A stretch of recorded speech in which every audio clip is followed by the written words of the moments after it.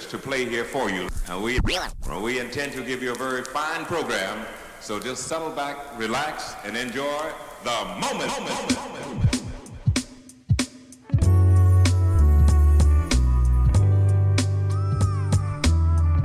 Mic check, 1 2 1 2. Can you hear me? Yo. Good morning. Good Thursday morning. It's the second day of fall. What's up, Kaylee Crawford?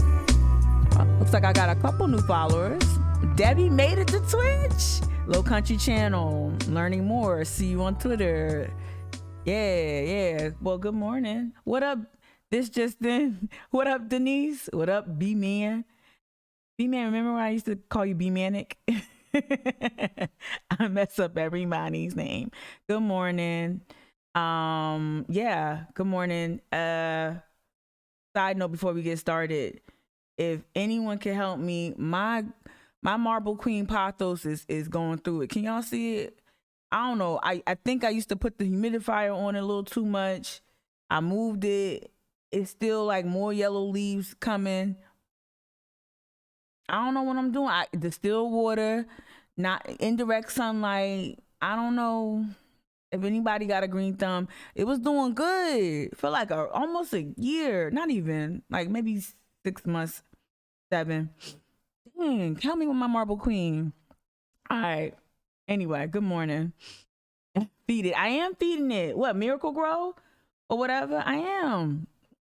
It's supposed to be low maintenance. Anyway, I'm just going to get a bunch of snake plants. They'll thrive.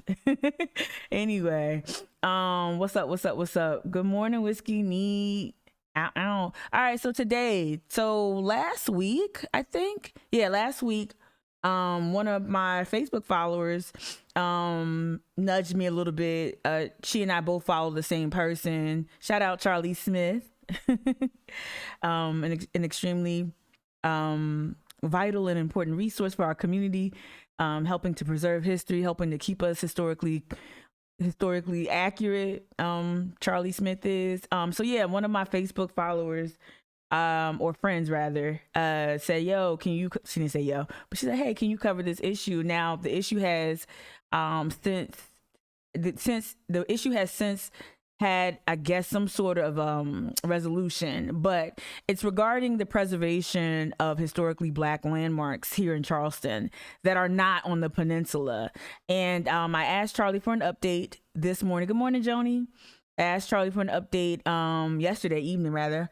And I'll read the update and I'll just kind of go over it. But the larger conversation I want to have, as I think we often have here, I talk a lot about preservation.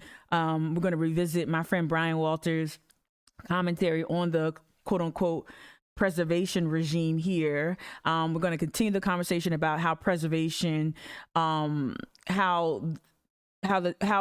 white supremacy creeps into the preservation issue.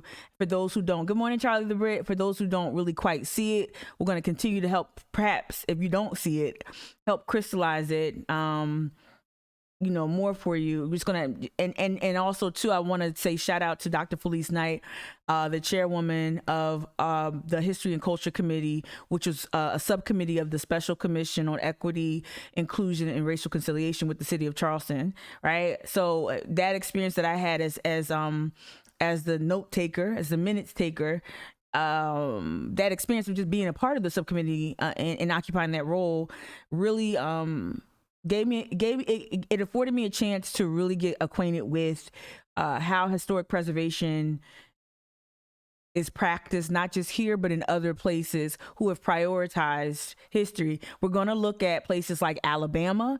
We're going to look at places like New York City. We're going to look at another place, which is, I know Charleston likes to compete with Richmond regarding, I guess, the most historic city. I think Charleston calls itself the most historic city. Nah, you're going to have to take that L. And I know sometimes those cities, Richmond, Virginia, Charleston, South Carolina, and New Orleans, right? The city of New Orleans in Louisiana. I think sometimes it feels as if those cities are jockeying for position for like most awful past. But in all seriousness, I would say Richmond and the organizing efforts in, if not Louisiana, if not New Orleans, around that area, people are really trying to get the historical record straight. Charleston's not trying to do that. They're not struggling with, they're not grappling with, they're not coming to terms. No. And I think the recent post, regardless of the outcome of the issue that Charlie Smith raised on Facebook, regardless of the outcome, I think what the initial struggle underscores for me is this reluctance of this city, of this region, the reluctance of the preservation regime, which includes the Preservation Society, Historical Society, the Charleston's Visitors Bureau, the city council's rejection of the special commission's recommendations and rejection of making the commission permanent.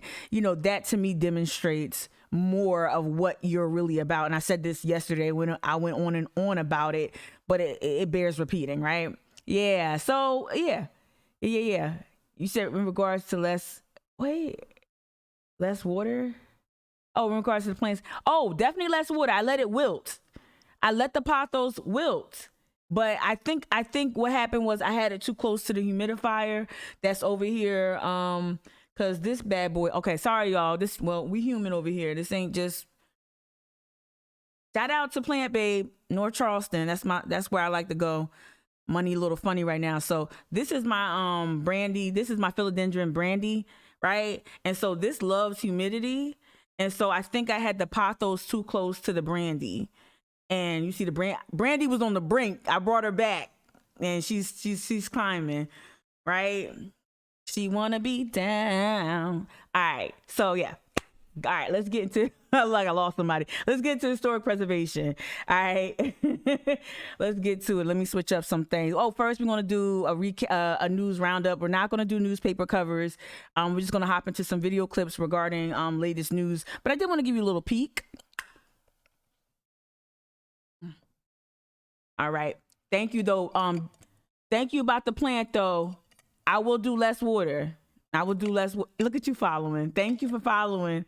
I want to say your name right. Everyone knows that I say names wrong. Deshia, if I said it wrong, correct me. Keep me honest. All right. So this is just a preview into what we're going to get into. What I did was I looked at other cities who were honestly trying to confront their past, no matter how uncomfortable, no matter how. And it's not even on. Oh, Randisha, I got you. All right. Okay. Thank you. I got you. keep me honest.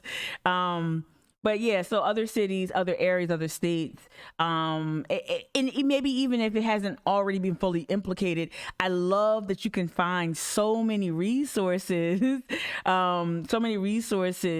about active efforts to correct the historical record, to reflect history, right? And so places like this study right here, this article was super. I'm going to read, of course, some of these PDFs are like, over 20 pages long.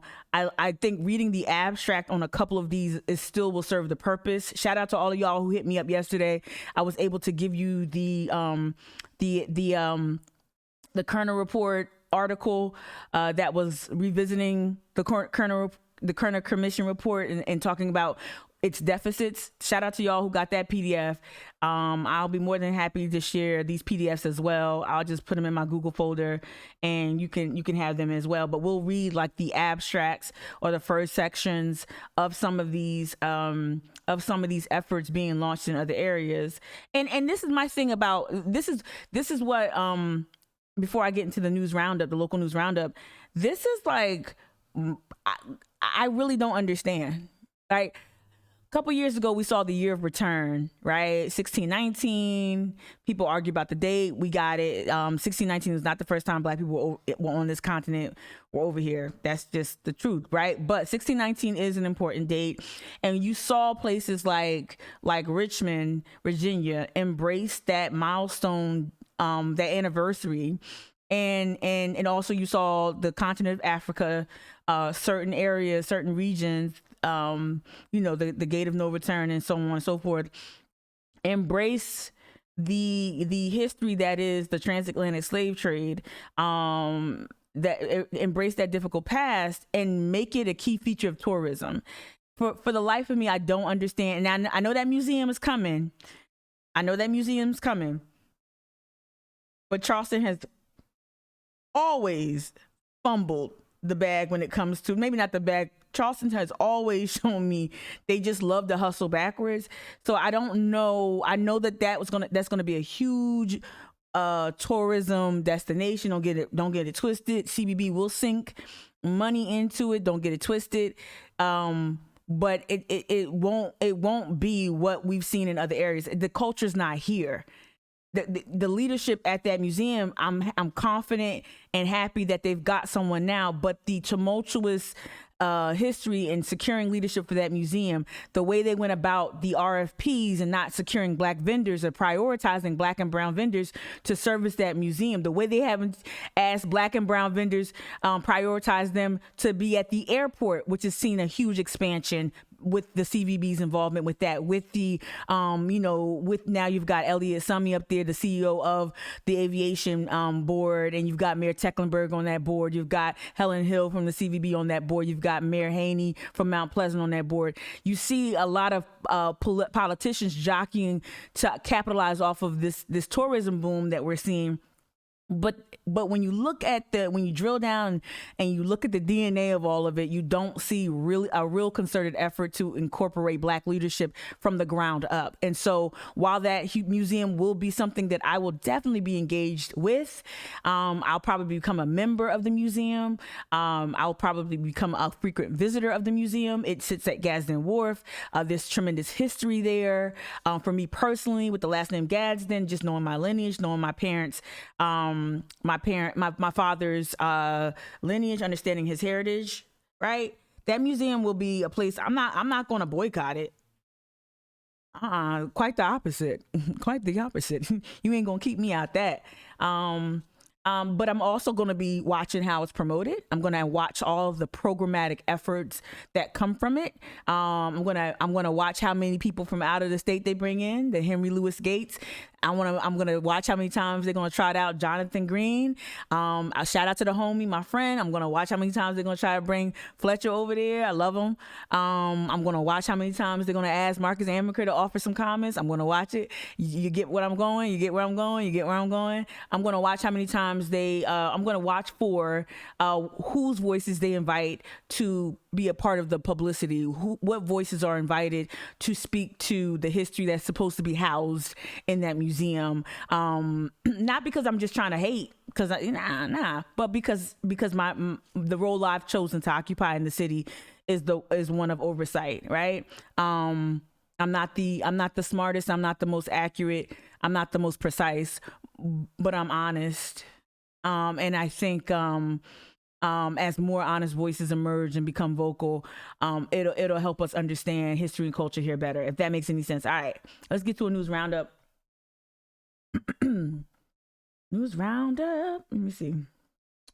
All right. Look at Alan Wilson. You know what? Every day I listen to Alan Wilson talk, the more I think, did you really graduate from law school? I'm like, do you really understand how the law is supposed to be interpreted? Right? All right. Trying to think of the news that we need for today. Of course, there's huge news here regarding the Heritage Act, but that's like a small clip. Let me get to a clip that's at least a minute long about the Heritage Act. Huge breaking news yesterday evening or afternoon. South Carolina Supreme Court made an important ruling. News. Okay. But we begin with breaking news here at 5. The South Carolina Supreme Court voting to uphold the Heritage Act. This breaking news coincides directly with what we were talking about today in terms of Black historic preservation. The act was passed over 2 decades ago, protecting Confederate and other historical monuments. The law requires a 2/3 vote by the General Assembly to make any changes or move the monuments. A lawsuit claimed that the act violated the state constitution by improperly constraining lawmakers from removing or modifying monuments. Because of the 2/3 vote, The court ruled the restriction of the 2/3 vote is unconstitutional, and going forward, the legislature will only need a majority vote to make any changes.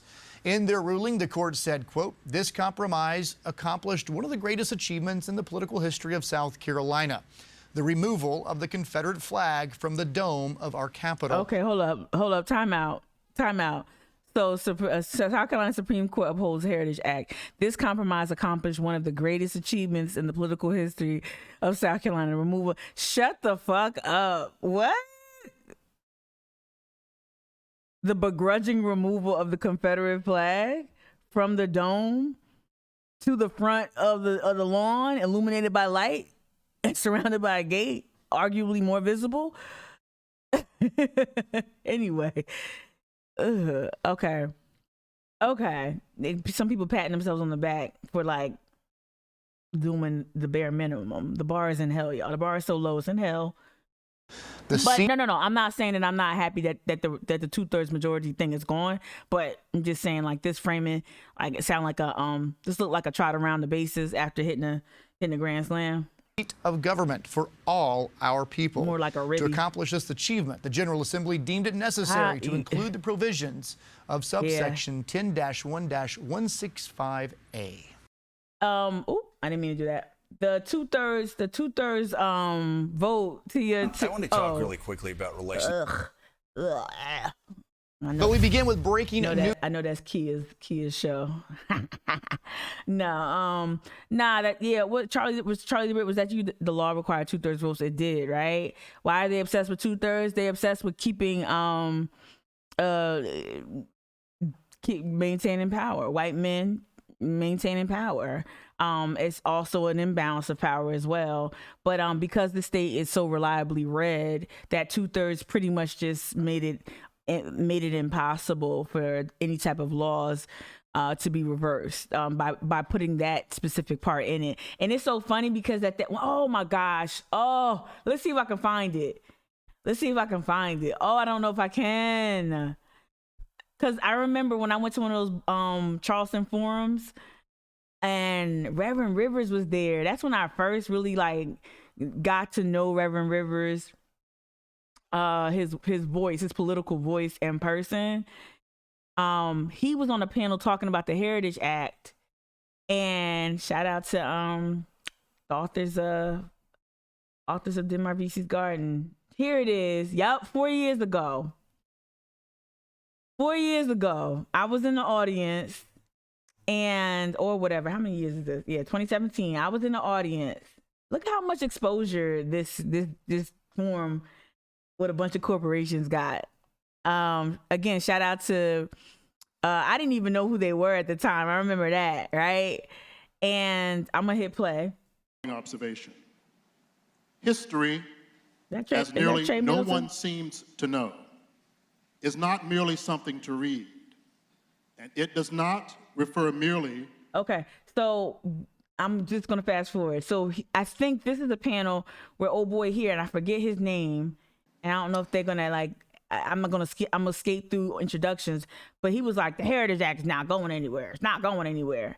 And I remember having a reaction in real time in the audience. Something so horrible as fratricide can be reconciled.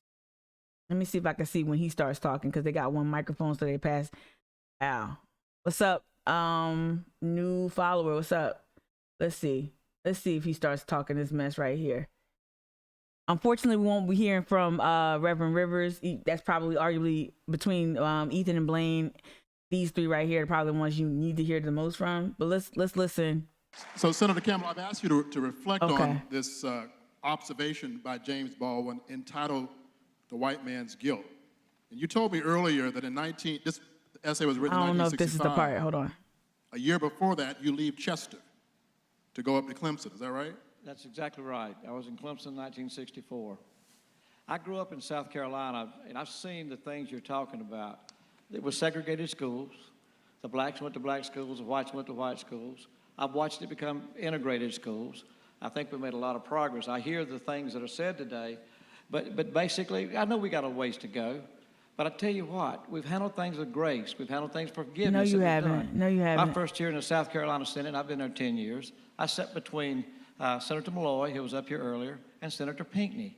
I was with Senator Pinckney, Reverend Pinckney, probably at 5 o'clock of the day that he was murdered. Okay. And we talked before we left to come to Charleston, to go to the Mother Emanuel Church, to lead the Bible study. I was with him then. Okay. And we can go back and talk a little bit about the history of South Carolina, but folks, we've come more than you give us credit for, in my opinion. We still got ways to go, but if you go back to when we had the flag over the dome, I mean, there was a compromise to get that flag moved, and it was put up for the wrong reasons. I will grant you that in 1961. Oh, thank you, so generous.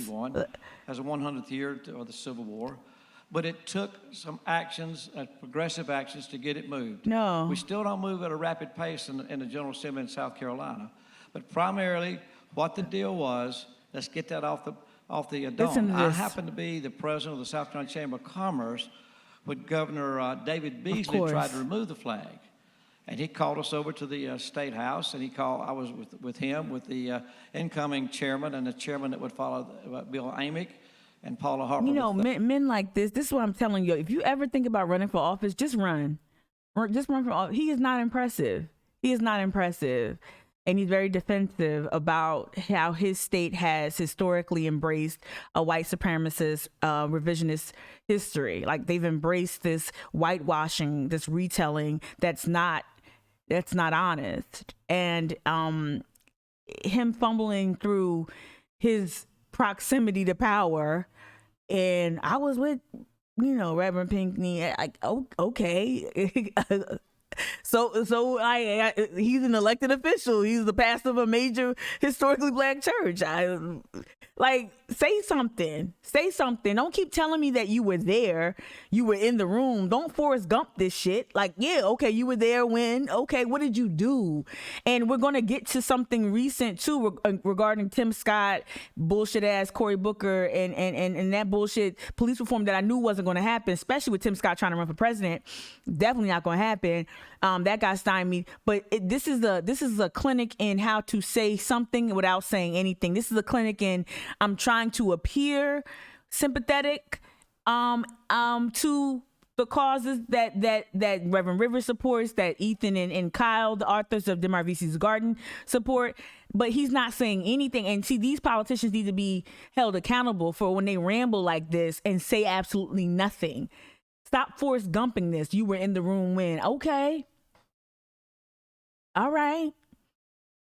Okay, what did you do? What did you say? How did you demonstrate courage when you were in those rooms, when you were in this position to change history?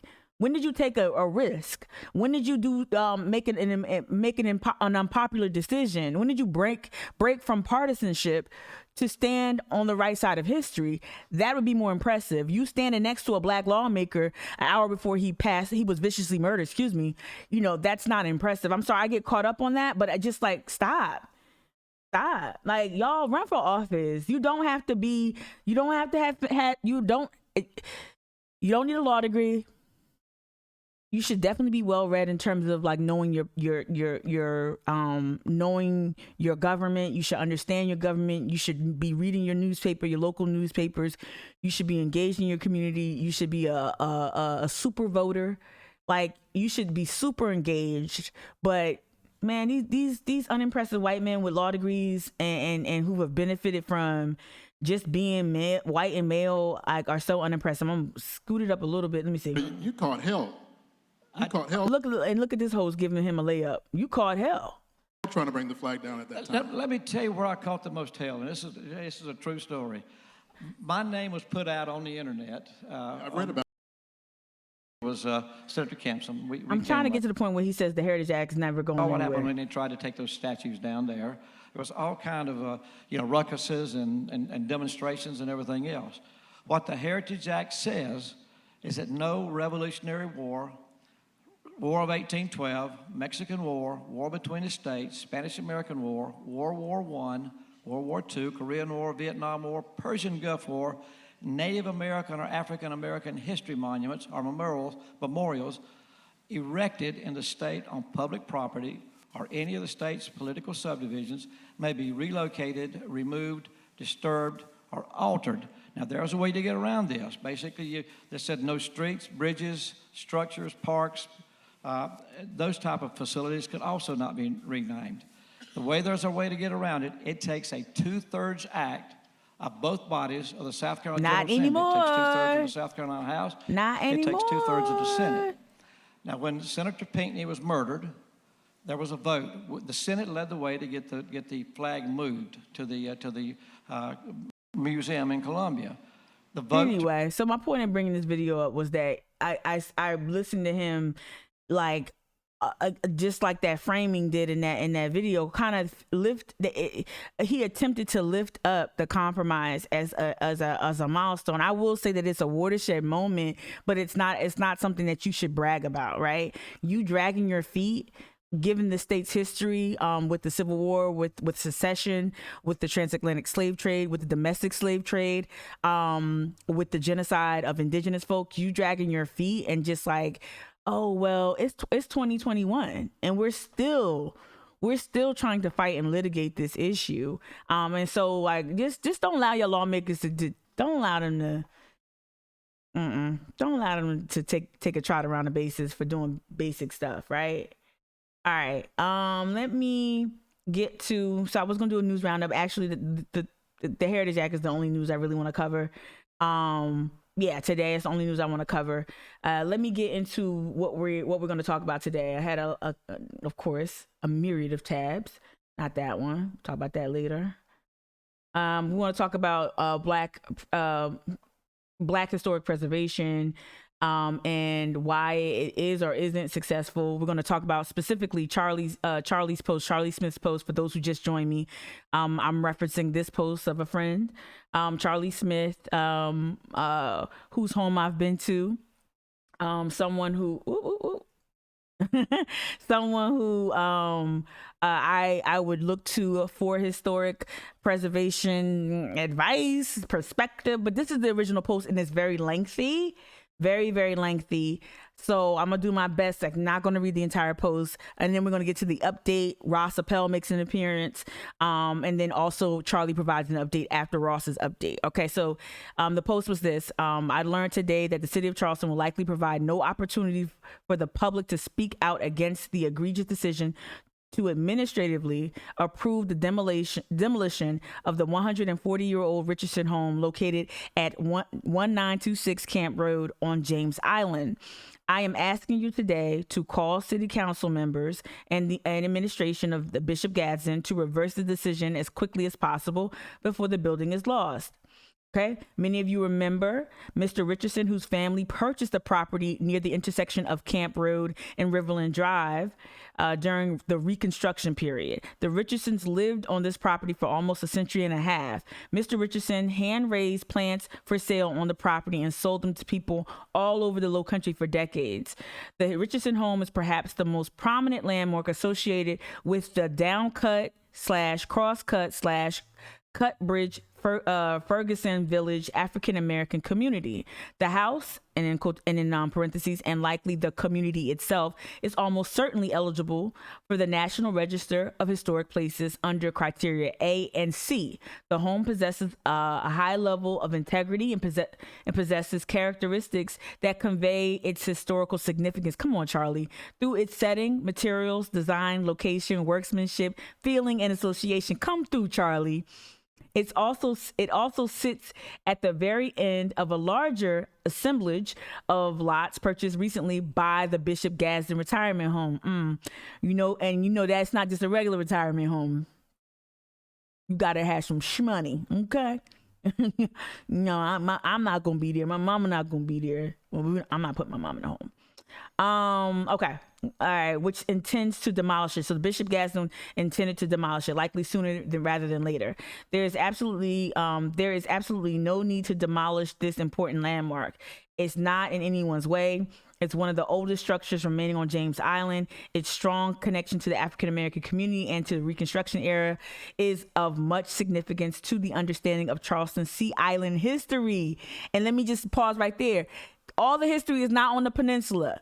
all the history, Black Civil War, Revolution, It's not just on the peninsula. It's not just on the thumb, right? And again, like when you look at like Chick-fil-A Chief Reynolds and city councils, like when they become most enthusiastic, it's usually around things on the peninsula because of tourism, right? Tourism carries a lot of weight, and I get it. Economically, it brings in the most money. But again, what are your value systems? Is it just money, or is it people and culture? And is it history? If Charleston wants to capture the claim or take the mantle of being the most historic city, how about you demonstrate that by not just preserving the history on the thumb where you are pushing the tourists? Why not recognize all of the history throughout the city that's not on the peninsula? And I would say this too, before I hop back into more of this and then show you the home. While I was on the History and Culture Subcommittee chaired by Dr. Felice Knight, that was part of our vigorous, not debates. I don't know. We went back and forth about what landmarks to lift up, what unacknowledged, but historically significant houses, landmarks. We went back and forth about which ones to recognize and where it sat. Like, okay, well, it's in Charleston, or it's Charleston adjacent, or it's on James Island, but it's not in the city of Charleston. And that difficulty we had in trying to kind of figure out where things sat. That difficulty to me showed that we need to have city council or leadership in the city, maybe not city council, but leadership within the city, that actually helps us with that historical perspective. And also maybe the county as well needs to be activated to preserve some of these landmarks that might not be in Charleston proper, but that are in Charleston County, if that makes any sense. Let me scroll down real quick, and I'm gonna come back up to this contextualization. This is the home. Let's see, when I do it like that, it looks crazy. Let me close it. But this is the home. This is the Richardson home that he's talking about. Okay. Look at the art. And I don't know much about architecture, but I know enough to know how classic this is, and just like you don't see this kind of construction much anywhere else, around, right? Let me look at the chat. Oh, nobody's saying anything. Good morning, Debbie. You made it. All right. So, all right, going back up, and let me just get to. Actually, I'm gonna get to Charlie's update. Okay, so I said, I messaged Charlie. I'm like, what's the key thing that we need to keep in mind? Because there was a subsequent, did I have it up? I did. There was a response from Ross about the Ross Appel, council person. I believe this is in his district. So people hit him up, right, about the Richardson home. Yeah. Those dormers. What do you mean, Bria?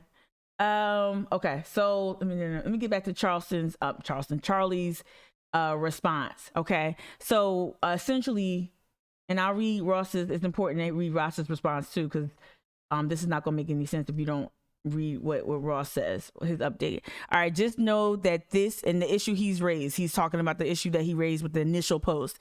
Just know that this is not about a permit. And I think Charlie makes that point abundantly clear in his post. Okay, this is not about a permit. It's about the permitting process outside of the peninsula, not requiring anything but an application for the permit and an administrative signature on the permit to demolish historic resources. No one did anything illegal, but if the property had been on the other side of the river, there would have never been any question. Right, the law would have placed it under BAR protection. Outside of the peninsula, there is no protection unless the property is individually listed on the National Register of Historic Places. Even if the downcut, crosscut Ferguson Village community was on the National Historic Register as a district, no single property would be protected under city ordinance. If it wasn't individually listed. Non-peninsula city properties deserve equal protection, right? All right. That's where much of the remaining African American cultural resources are. Let me say that one more time. According to Charlie Smith, non-peninsula city properties deserve equal protection. That's where much of the remaining African American cultural resources are. And then he just gives me a thank you. And that's the argument we're making here. So I'm going to go back to, I'm going to try to find, I have to make this way smaller. Way smaller. I'm trying to go back to Charlie's post where there's an update. All right. So here's the update from Ross. I guess I can just click on it. All right. All right. Here's the update. He's like, get off my back, guys. I'm on it. What do you want? And he didn't say that. I'm just joking. But this also proves, y'all, call your council people. Get on their nerves. They work for you. It's not the other way around. Right? We don't work for Ross, right? We're not just votes, right? I'm not in his district, but I'm just saying hypothetically. So this is what Ross wrote. He says, oh no, wait.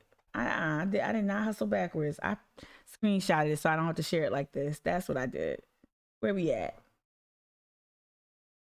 Oh, here we go. This way I can read it better. Okay, here we go. All right. Thank you to everyone who has contacted me about the concerns over the Richardson Home on James Island. The historic structure holds special significance to the African American community. Unfortunately, the structure has been neglected for many years and needs major work. Here's a brief update.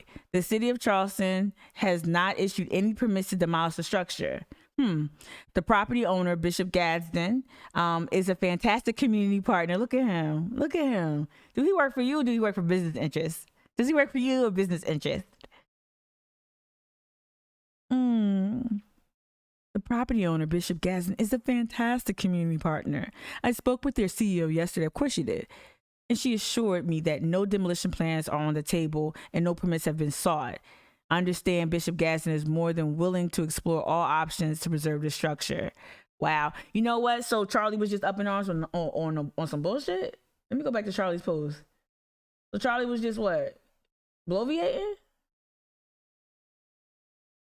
And for those who don't know, like Charlie has a background in real estate. So I think maybe he might know some things, right? Okay. So thank you to everyone. This is the update too. Thank you for everyone giving the Richardson House a fair public hearing, something for which the law does not currently provide. It's important to understand that there are no bad people in the situation. I agree. Not city officials, not city staff, not the folks at Bishop Gadsden. I guess some people got a little enthusiastic. It's Facebook, y'all. Y'all know how I get. Personal attacks and distract, right? So people probably got a little too crazy and worked up. The post got shared like 3,000 times, which was bananas. The initial post got shared 3,000 times, right? But that also shows you the power of people power, right? Expanding the protection of city's historic preservation laws that currently protect only the historic resources located on the Charleston Peninsula, along with a small handful of individually listed properties listed on the National Register of Historic Places outside the peninsula. The entire point of my original post was to give a very public hearing to a seriously endangered piece of Charleston history whose owners were exploring demolition. And he knows, like, Charlie's not going to say something that's not true, right? Okay.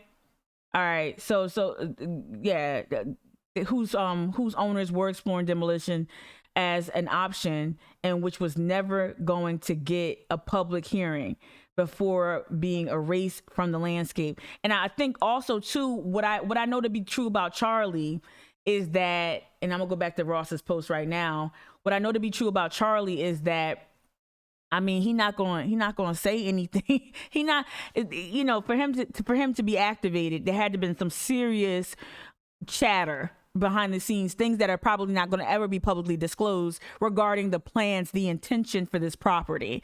I mean, I've had conversations about other properties that are going to probably face a similar fate. And so I know from just my personal history with the situation and with him, he don't really call me on no bullshit. Like, yeah, let me see the chat real quick. Hey, Brandon, full disclosure, I know you do. Thank you for Hey, Brandon, you work for Charlie, but to me, Bishop Gadsden told on themselves. Yup, come on, Brandon. Bishop Gadsden told on themselves. when they were all in the comments denying that there was a permit, when, as you read, nobody mentioned a permit, and you can still have plans to demo something before you need a permit. Thank you. Good morning, Joy. Yep. Okay, here we go. So Ross goes on to give Bishop Gadsden and the CEO a lot of, and I guess, and I could tell too, there's two things happening. Let me be fair to Ross real quick. Shit got out of hand because it's Facebook. This is why I'm not on Facebook. Please stop tagging me and 80, like, please stop. I don't know what that culture is. I'm gonna tag you in a controversial issue. I just removed my tag. I hope y'all get mad too. I love y'all, but consent. Anyway, Facebook gets out of hand. So I get that Ross was trying to quell that. So I'll give him, I want to be fair to him in that. And so it is important to know that he spoke directly with Bishop Gadsden's leadership to hear from the horse's mouth. However, of course, I'm always concerned when our city council loves to flaunt their proximity to the business interests, right? Spoke with this is good. I spoke with the leadership with the Historic Charleston Foundations, and they have already scheduled meetings next week to discuss ways they can help, including getting experienced historic preservation professionals on the site. Dude, y'all, for those who don't know, the Historic Charleston Foundation is the OG historic foundation, Y'all should be leading the way. This is what I talk about. It's not fumbling the bag, it's hustling backwards. I don't know why you won't preserve the black stuff. I don't know why you won't preserve the black stuff. You're so afraid. The cities in all of its leadership, whether it's the preservation regime, whether it's CVB, whether it's a feckless mayor that's been in office for 40 years, who's really a developer. I don't understand. If you keep getting mad when someone calls the city racist, you keep getting angry when people say, hey, we got a racism issue here. And yet when you get chances or opportunities to demonstrate that you are not racist by maybe affirming your love for black lives, affirming your love for black culture, by actually, I don't know, preserving it, when you get an opportunity, you don't do it. You won't do it. You won't even make a commission's recommendation. You won't even acknowledge and embrace a commission on race and equity. You won't even acknowledge the recommendations. You won't even make you won't make the commission permanent, and you won't staff it. So stop getting up in arms about being called out for facilitating, racism, for not confronting the past, and start actively doing it. And one museum is not going to save properties at risk. It's not going to save Mosquito Beach. It's not going to save all these other Sea Island historically significant landmarks. Like, stop. Just stop. You calling and you like, Mika, what are you upset? What, whoa, he said he called this. Why are you upset? I'm upset because y'all were the first historic foundation in the country. And we just now, and damn, you late for clocking in. You clocking in for your shift like 200 years, not 200 years. You clocking in for your shift mad late. And I'm supposed to fucking feel good and safe that you're going to save this house? I give it 10 years. 10 years. And then, a crane. Or they're going to do what they did to the Progressive Club. Just let a hurricane fuck it up. And then put a plaque there that said, this is where it once stood. To such and such, and so on and so forth. Just like they did y'all see what the Progressive Club looks like, right? You preserve what you want to preserve when you want to preserve it. Ross number 3 says, I spoke with leadership in the Historic Charleston Foundation, and they have already scheduled meetings next week, late as fuck, to discuss ways they can help. They knew about this property, including getting experience. I understand the Preservation Society has been contacted as well. Number 4, I have heard from our partners at Charleston County government and our legislative delegation. They have all expressed not only interest, but financial assistance is making this happen. The bottom line is, I am pleasantly optimistic that there will be a happy end. Why would you say it like that? There will be a happy end to this story. We are still in the early stages, but this has all the makings of a tremendous community collaboration. You got to hold your elected officials accountable. This is how he should be thoughtfully responding to like a bunch of issues. Your pothole should get this type of response. Your pothole. You know what I mean? Everything should get this type of response. It's Charleston. While we hustling and bustling with gentrification and tourism, it ain't that big of a city. This ain't New York. This ain't Boston. This ain't Pittsburgh. This ain't Newark. This ain't Baltimore. Every one of your concerns should get thoughtful replies like that. Right? All right, I'm gonna exit out of that. Well, no, I'm gonna go back to the OG post again. I'm gonna go back to the OG post.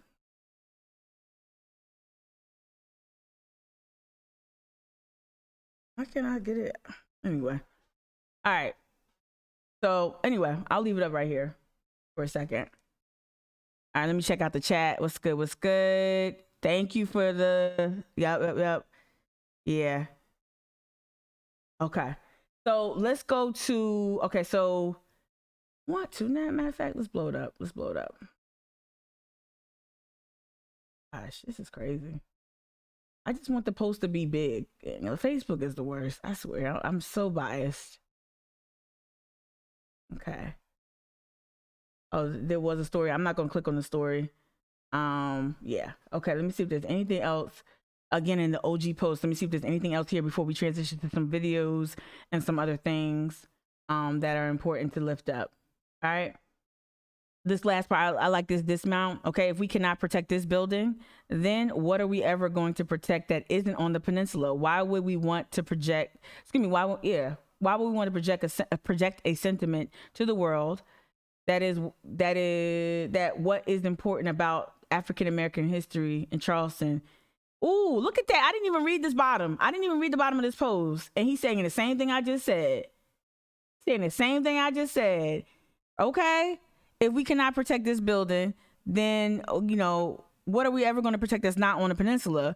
Why would we want to project a sentiment to the world that what is important about African American history in Charleston can all fit in a museum? Museums are important, but African American history is important to all of us where it sits. Absolutely. Couldn't have said it better. Bravo. And so I wanted to go back and revisit my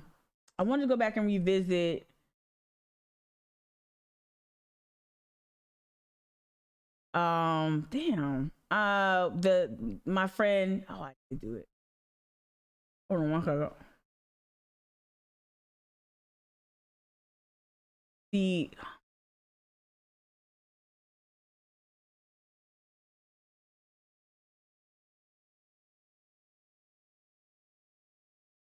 My friend Brian's comments regarding preservation. Okay.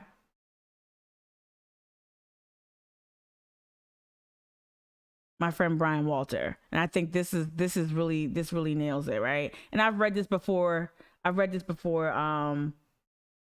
a live stream and on Instagram, but it bears repeating. And I think so he and I had this conversation like last year about certain efforts about the preservation efforts here. So this is from June of 2020. Here we go.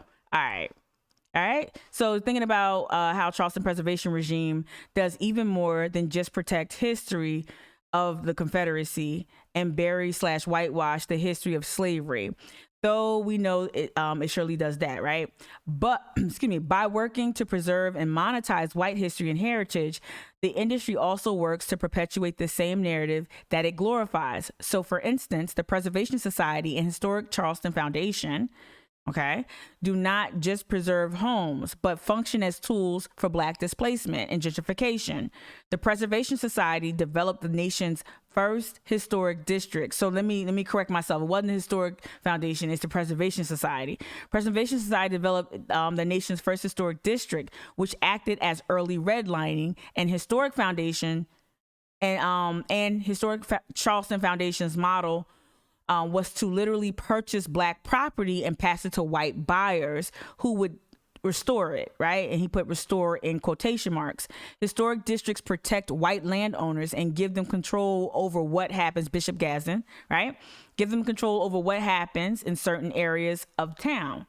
Okay. Similarly, the conservation of wilderness, and that's to be said, like up the road here in 17, there's a preserve, a wildlife preserve that I went to, y'all. It's just like Jumanji. Do not go there. Do not get out your car if you go. My friend, shout out Rebecca, had us out there in Jumanji with wild boar and 100-year-old alligators. But the story, the story that I'm bearing, the lead that I'm bearing, is that preserve is an old rice plantation. It's where the Tupelo Swamp is, and basically it's a workaround. It definitely gives you, there's some sort of tax benefit that you get from securing that type of acreage and then making it a wildlife preserve, right? So there are huge tax incentives to do that, and you see that with the plantations as well. So not only the old rice plantations, but the old the other plantations as well off 61, right? So we're talking Magnolia, Middleton, go to Mount Pleasant, you're talking Boone Hall, right? These are ways that white people are able to maintain white wealth while not paying any taxes on that property because they're able to secure certain designations, right? All right, so let me kind of go over there. Historic districts protect white landowners and give them control over what happens in certain areas of town. Similarly, the conservation of wilderness and plantation spaces function as a tool to preserve white plantation land ownership, tax-free, and restrict access to land that in the past Black folks either utilized or owned.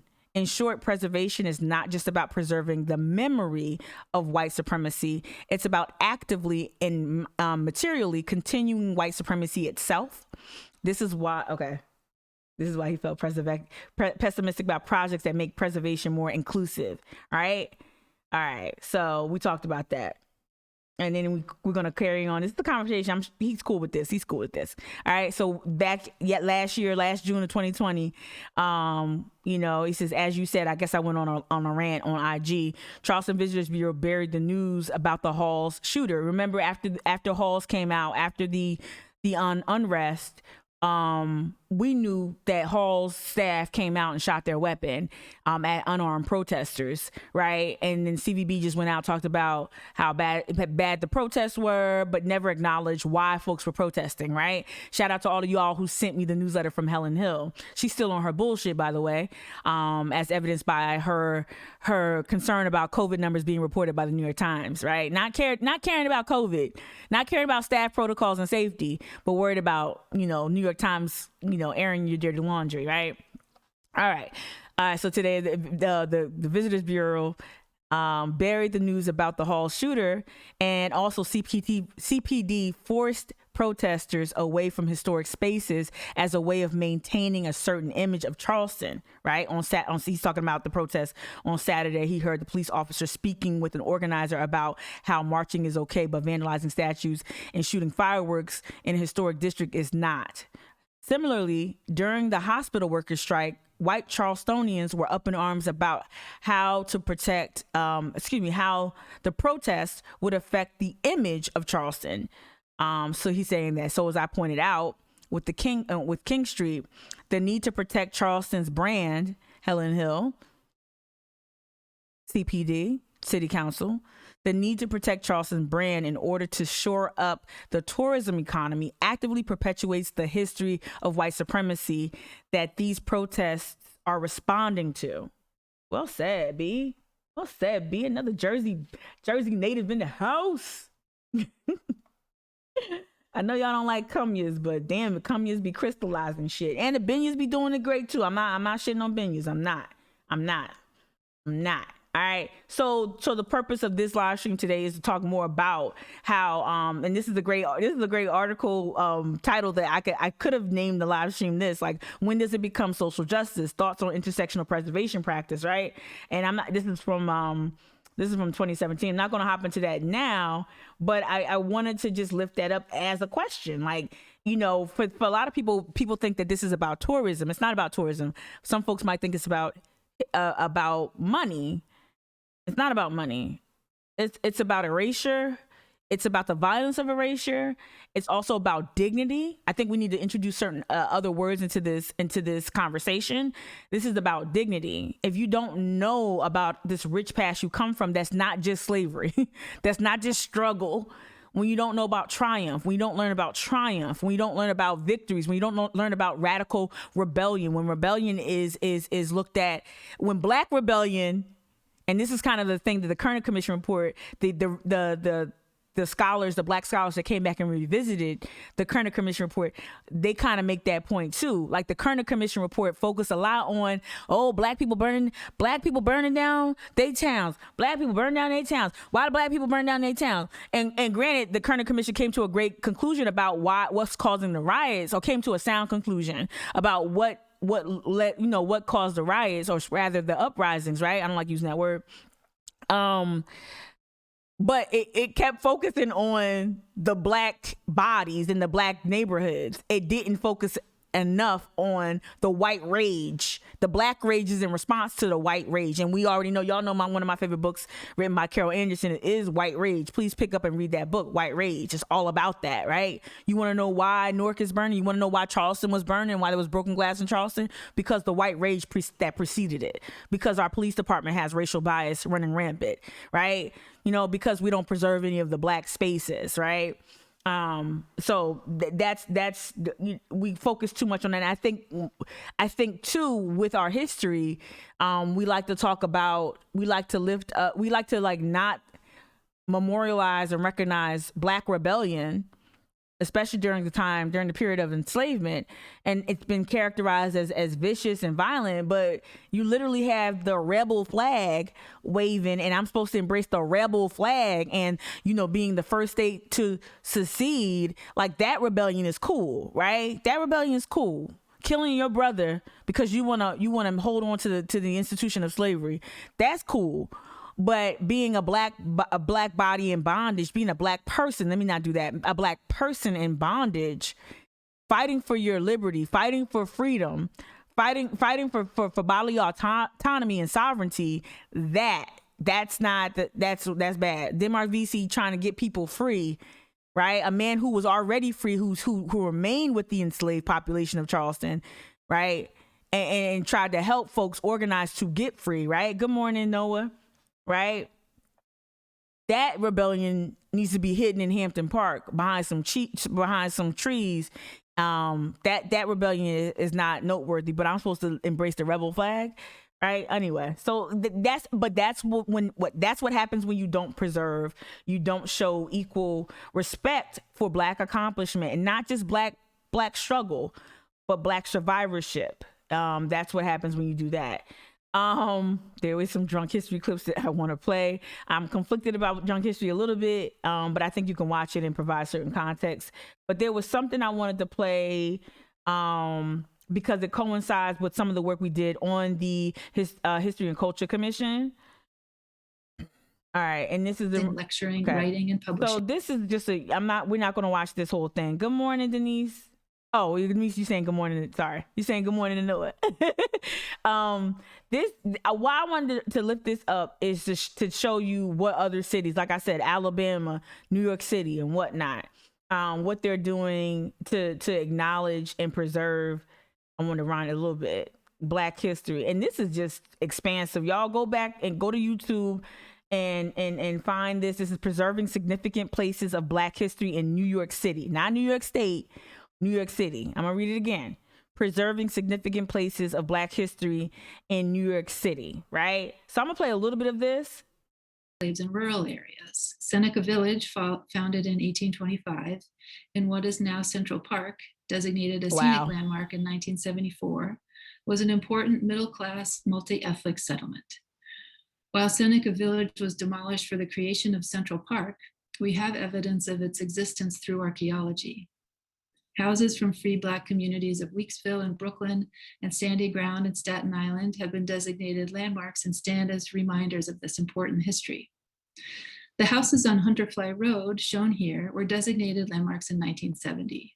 They're the last remaining structures from Weeksville, Brooklyn, a 19th century community of free Black landowners established in the 1830s. Weeksville was once a remote area and a safe haven for African Americans. The village offered African American landowners citizenship and voting rights during the pre-Civil War era. And so when you hear about that, right, and it's just a little tidbit, when you hear about that, right, again, the words that we need to introduce into this conversation are dignity, words like, we dignity, I want to meditate and stay with, because when you know what you come from and you know how, you look at these two portraits that were found, right? There's a portrait of a woman in Weeksville, and then there's a portrait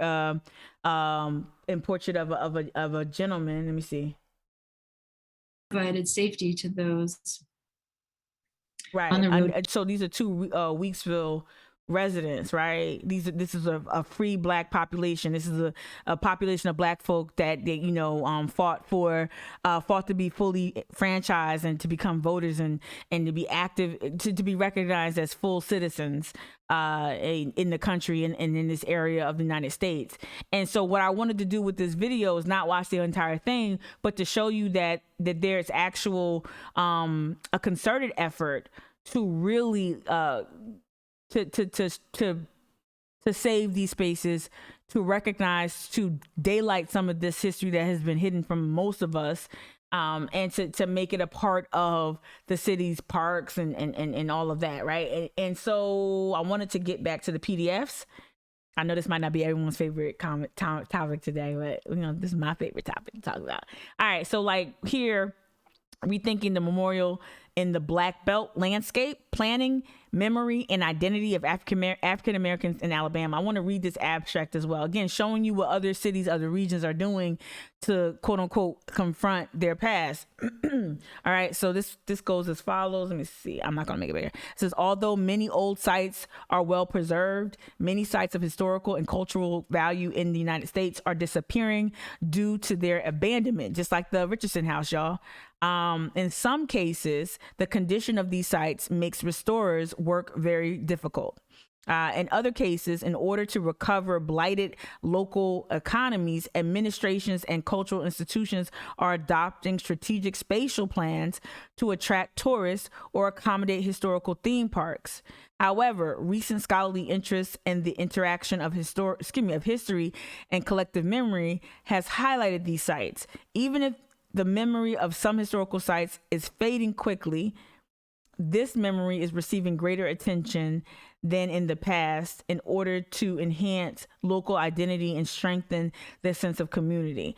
All right, so it says that this article examines a number of plans and strategies adopted to give shape to the memorial landscape in Alabama, thereby documenting and exploring some key relations between city planning,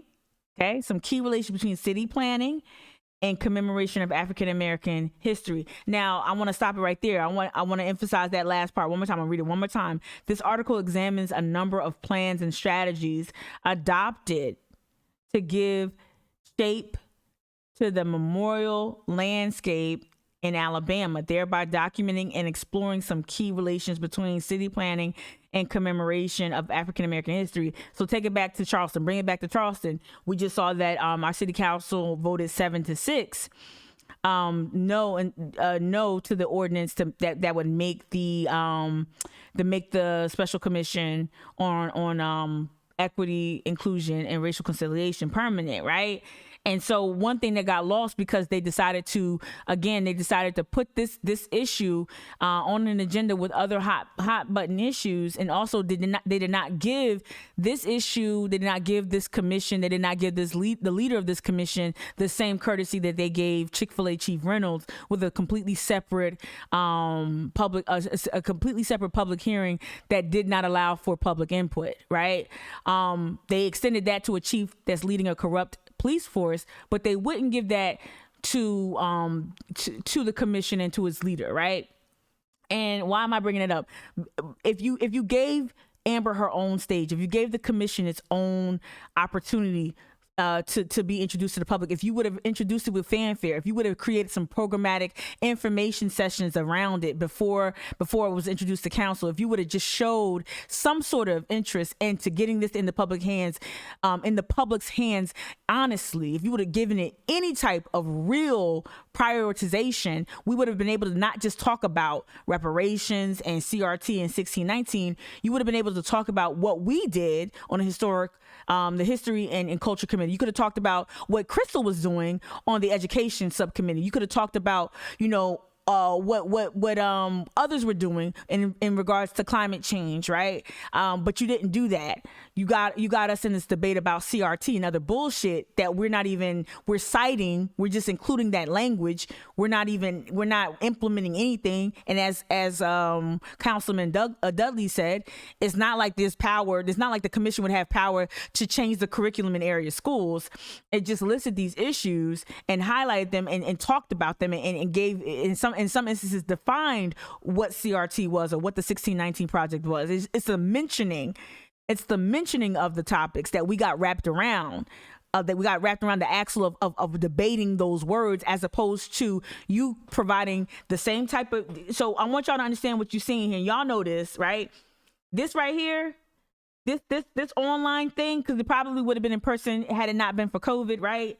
This right here, this is a city program. This was a city program. This was open to the public, right? It's via Zoom, of course, but this is a city program.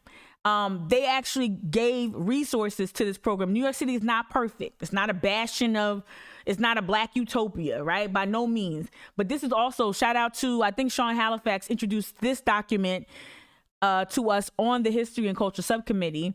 And so we got to pour over this document. Look at this. Mayoral Advisory Commission on City Art, Monuments, and Markers, right? You had people like historians like John Meacham as part of the advisory board, or providing some sort of advisory guidance to this effort. This shows a concerted effort. It shows intention, right? Right. This is the overview of the New York City Commission. This commission was established to advise the mayor on issues relating to public art, monuments, and historic markers on city-owned property. Specifically, the commission's charge is to develop non-binding recommendations on how the city should address city-owned monuments and markers on city property, particularly those that are subject to sustained negative public reaction. You're talking about Central Park. You're talking about any statues of Marion Sims. You're talking about Christopher Columbus. You see what I'm saying? So they're acknowledging that, hey, this some of these monuments are not historically accurate, and they're actually causing injury to certain populations, right? By memorializing the savagery of a Columbus, by memorializing the savagery of a Marion Sims, right? The doctor of gynecology. We are in turn causing injury. So negative public reaction, or may be viewed as inconsistent with the values of New York City. That's the question you want to beg to Charleston's leadership. Is this statue, is this Daughters of the Confederate Memorial, is this reflective of your values? Right? I know Confederate statues not coming down, right? Right? But we know that there's problematic. There's the Wade Hampton obelisk and the racist ass Marion Square, right? Anyway, we got lots of really Calhoun was just the highest one. Calhoun was just the biggest one, right? We got a whole bunch all around, up and through Charleston, right? But I love how the framing of this commission, how it sets it up so you understand what they were, what the folks involved with this commission, what they were aiming to do, right? So I want to read it one more time because I said a lot, and I want to just say it one more time just for emphasis. All right. I'm going to say that. Let me see. It's a really long sentence. What is it for? Okay.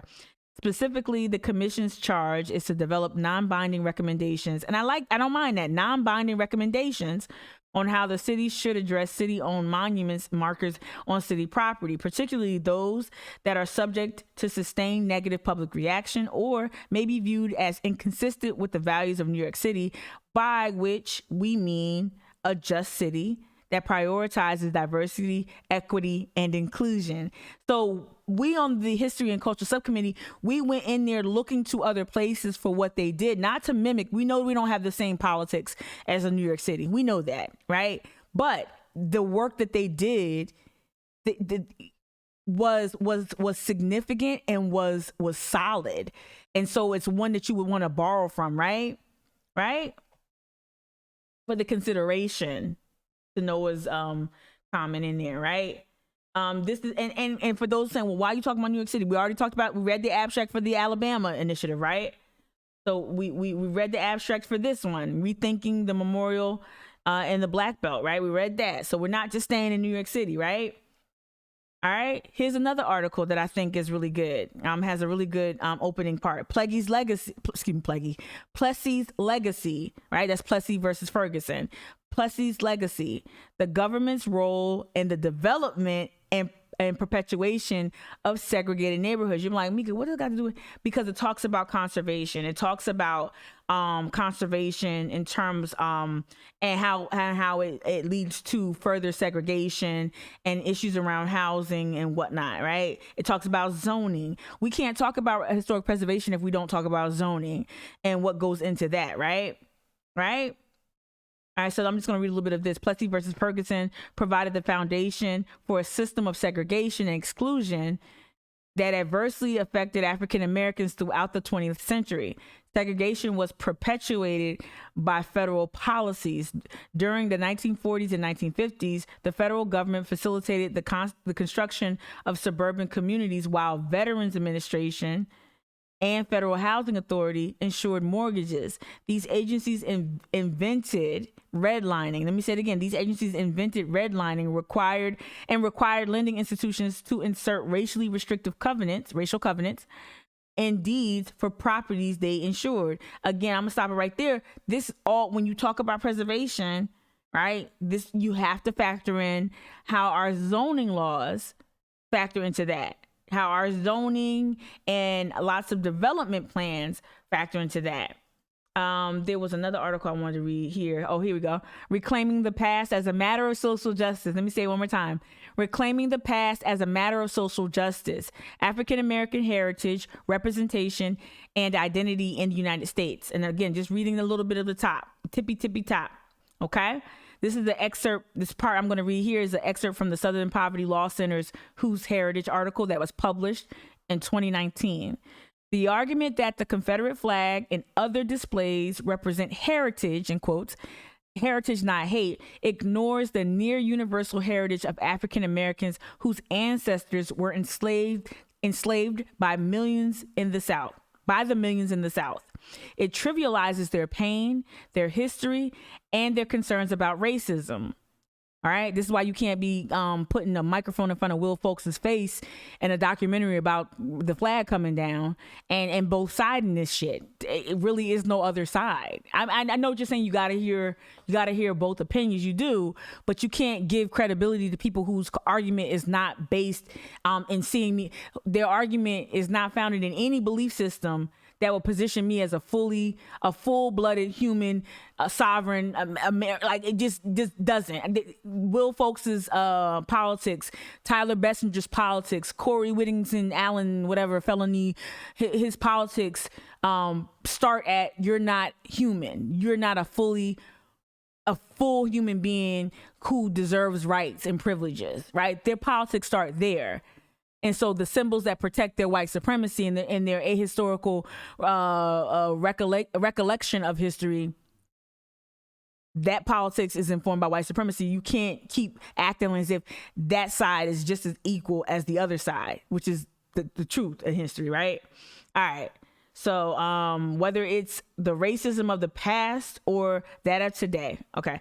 And it conceals the true history of the Confederate States of America and the 7 decades of Jim Crow segregation. Let me say that again.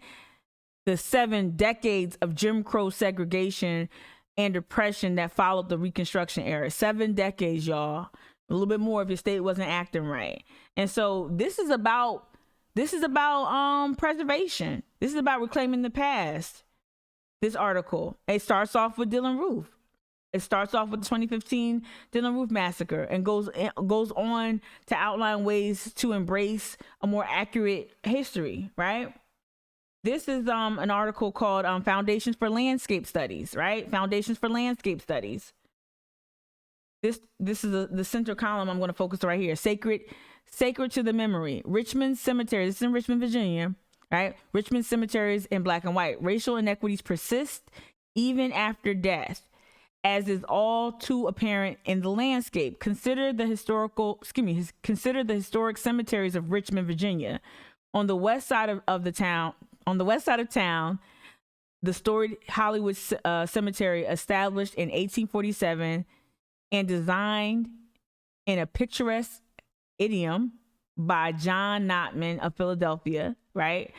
Spanning some 135 acres of hills and vales along the James River, right? So they're describing a beautiful cemetery that's dedicated to or open to the white folks, to white history, right? And it's a resting place for notable people in history. Presidents Monroe and Taylor are there, right? And you don't see the same type of memorialization in black cemeteries. So I thought that was important to underscore as well. Noah, you saying in the chat, dang, everybody's quiet today. I mean, when it comes to local politics, that's how things start from the ground up. You could point to another state that's successful and say, yeah, it's possible. That's a lot of what I try to do each time on this live stream. Anything is possible when there is a will to change how things are done. Absolutely. You got to start with what's possible, because like a lot of times here in Charleston, they'll tell you what's not possible. And like when I started off with that Charleston Forum video, I wanted to get to the point where the lawmaker talked about how impossible things were. He kept presenting his defense of the Heritage Act from a place of like, oh, it's impossible. We faced all this opposition in the past, so it's not possible. And when you lead from a position, when you're a lawmaker that's leading from a position that lacks imagination, that can't imagine black bodies and indigenous bodies occupying the same space, then you're a feckless leader, and you've already ceded ground. You've already ceded ground to hate. You've already ceded ground to white supremacy. And oftentimes you just keep hearing lawmakers say what they can't do, what's impossible. We saw Beasley fail. But sometimes you need that. And now we look back in history, and that's probably one of the while he didn't get reelected. Well, he went on to be a damn Nobel Prize winning, citizen who's fighting famine around the world. So he stood on the right side of history then, and he's standing on the right side of history now. So to me, that is a courageous and valiant sacrifice. It's a courageous and valiant defeat. And we've got too many lawmakers like Ross Appel and many others, both locally and throughout the state, who are just interested in reelection, and so therefore they will not do what Beasley did. They won't move in that model because some people just don't want to lose. And I know no one is running to lose, but you're going to have to take risks sometimes. I think if you were really in it to make this place a better state, a better city, a better region, you'd be willing to lose sometimes. And if you just do things for performance sake, we all lose. There's some clips I wanted to revisit from C-SPAN when we did when I did the Green Book live stream about Black tourism, right, which coincides with today's topic. I visited this panel right here, and I wanted to see if we can get to it. Hold on, it's gonna be an ad. The ads on C-SPAN, that's crazy. All right, skip ad. I'll unmute it, and then I'm gonna fast forward. Green Book won the 2019 Academy Award for Best Picture. Again, don't go see Don't watch Green Book. Do not watch that. Black federal district court judge. Fast forward. The only black federal district court. Again, going back to Alabama, this presentation here. Guys had already squandered their wages, but he didn't squander his. He saved his. So he decided that he would loan these guys. I want to get to the point where she talks about placemaking. Right? They're talking about historical landmarks. in the 50s. And they're talking about it from the perspective of what places were featured in the Green Book, right? He built the A.G. Gaston I'm sorry, Motel. it's really hard to fast forward. He built it because he did. It's really hard to fast forward. Like I can't see. Hold on. Determines what that community should look like. Okay, let's let it rock. And so we know that in order to revive economic opportunity, that we can do that through cultural heritage tourism. Yes, cultural heritage tourism. So that needs to be in the lexicon too. Cultural heritage tourism is something that we don't discuss. It's something that you will not hear from the preservation regime, whether it's the Preservation Society or the Historic Charleston Foundation. There hasn't been an emphasis on that. And again, when that museum opens, it's going to push everyone to the peninsula.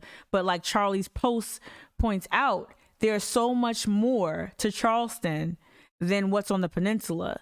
And there's so much, especially when you go toward James Island, you know, especially when you're running past, let's say, the McLeod Plantation, and you're going down Folly, right? And before you even get to the beach, Mosquito Beach, Soul Agree, and then there's scores and scores. Shoot, I lived on Wamala for much of my life. Lots of stuff on Wamala that is not on the mainstream, right? But the way Charleston has, and I don't get the end game, because Charleston's sinking, the peninsula's sinking, Charleston's sinking. It's overrun by hotels right now and other commercial property, luxury historical properties. It's congested. It's not, no matter how much building and expansion you do on the thumb, it's not going to hold, like it's a lot, it's not even enjoyable. It's not a walkable city yet, right? I know Charleston Moves has been working very hard to make it more accessible to bikers and pedestrians. But I think even when that vision is realized, it's still be difficult to walk, right? There is no public transit system. It's just really congested. So for me, from a practical stance, why wouldn't you embrace, let me go back 10 seconds. Why wouldn't you embrace this type of tourism that includes places off the peninsula? Live there. So look at this right here too from her slide. Cultural preservation respects historical legacies, maintain cultural authenticity, rebuilds neighborhoods, revives economic opportunity, right? You guys probably know by now that I kind of have this is Alabama. A real love and passion for making sure that the people who live in a community get to stay in a community once it's revitalized, and that they're not displaced through gentrification or through other outside interests that determines this is a panel on tourism, that y'all. Community should look like. Have we ever had a panel like this? So we know that in order to revive economic opportunity, that we can do that through cultural heritage tourism, but we know it has to add value to the local economy. People travel to places, why? To have an experience. Yes. Not just to see a building or a place. Come on. But to have a sense of what were the people like that were in that place. Come on, Ms. What Gilmore. were their messages for us Come as we move forward? And we know that millennials, they're not about just looking at places. They have to have an experience. Right. Why not? So we honor that. That's right. What happened? And also, as was shared in the introduction, the main focus right now for the city of Birmingham is standing up the Birmingham Civil Rights National Monument. It was created by President Barack Obama on January 12, 2017. And you might wonder, is there anything significant about that? Well, it was 1 week before he left office.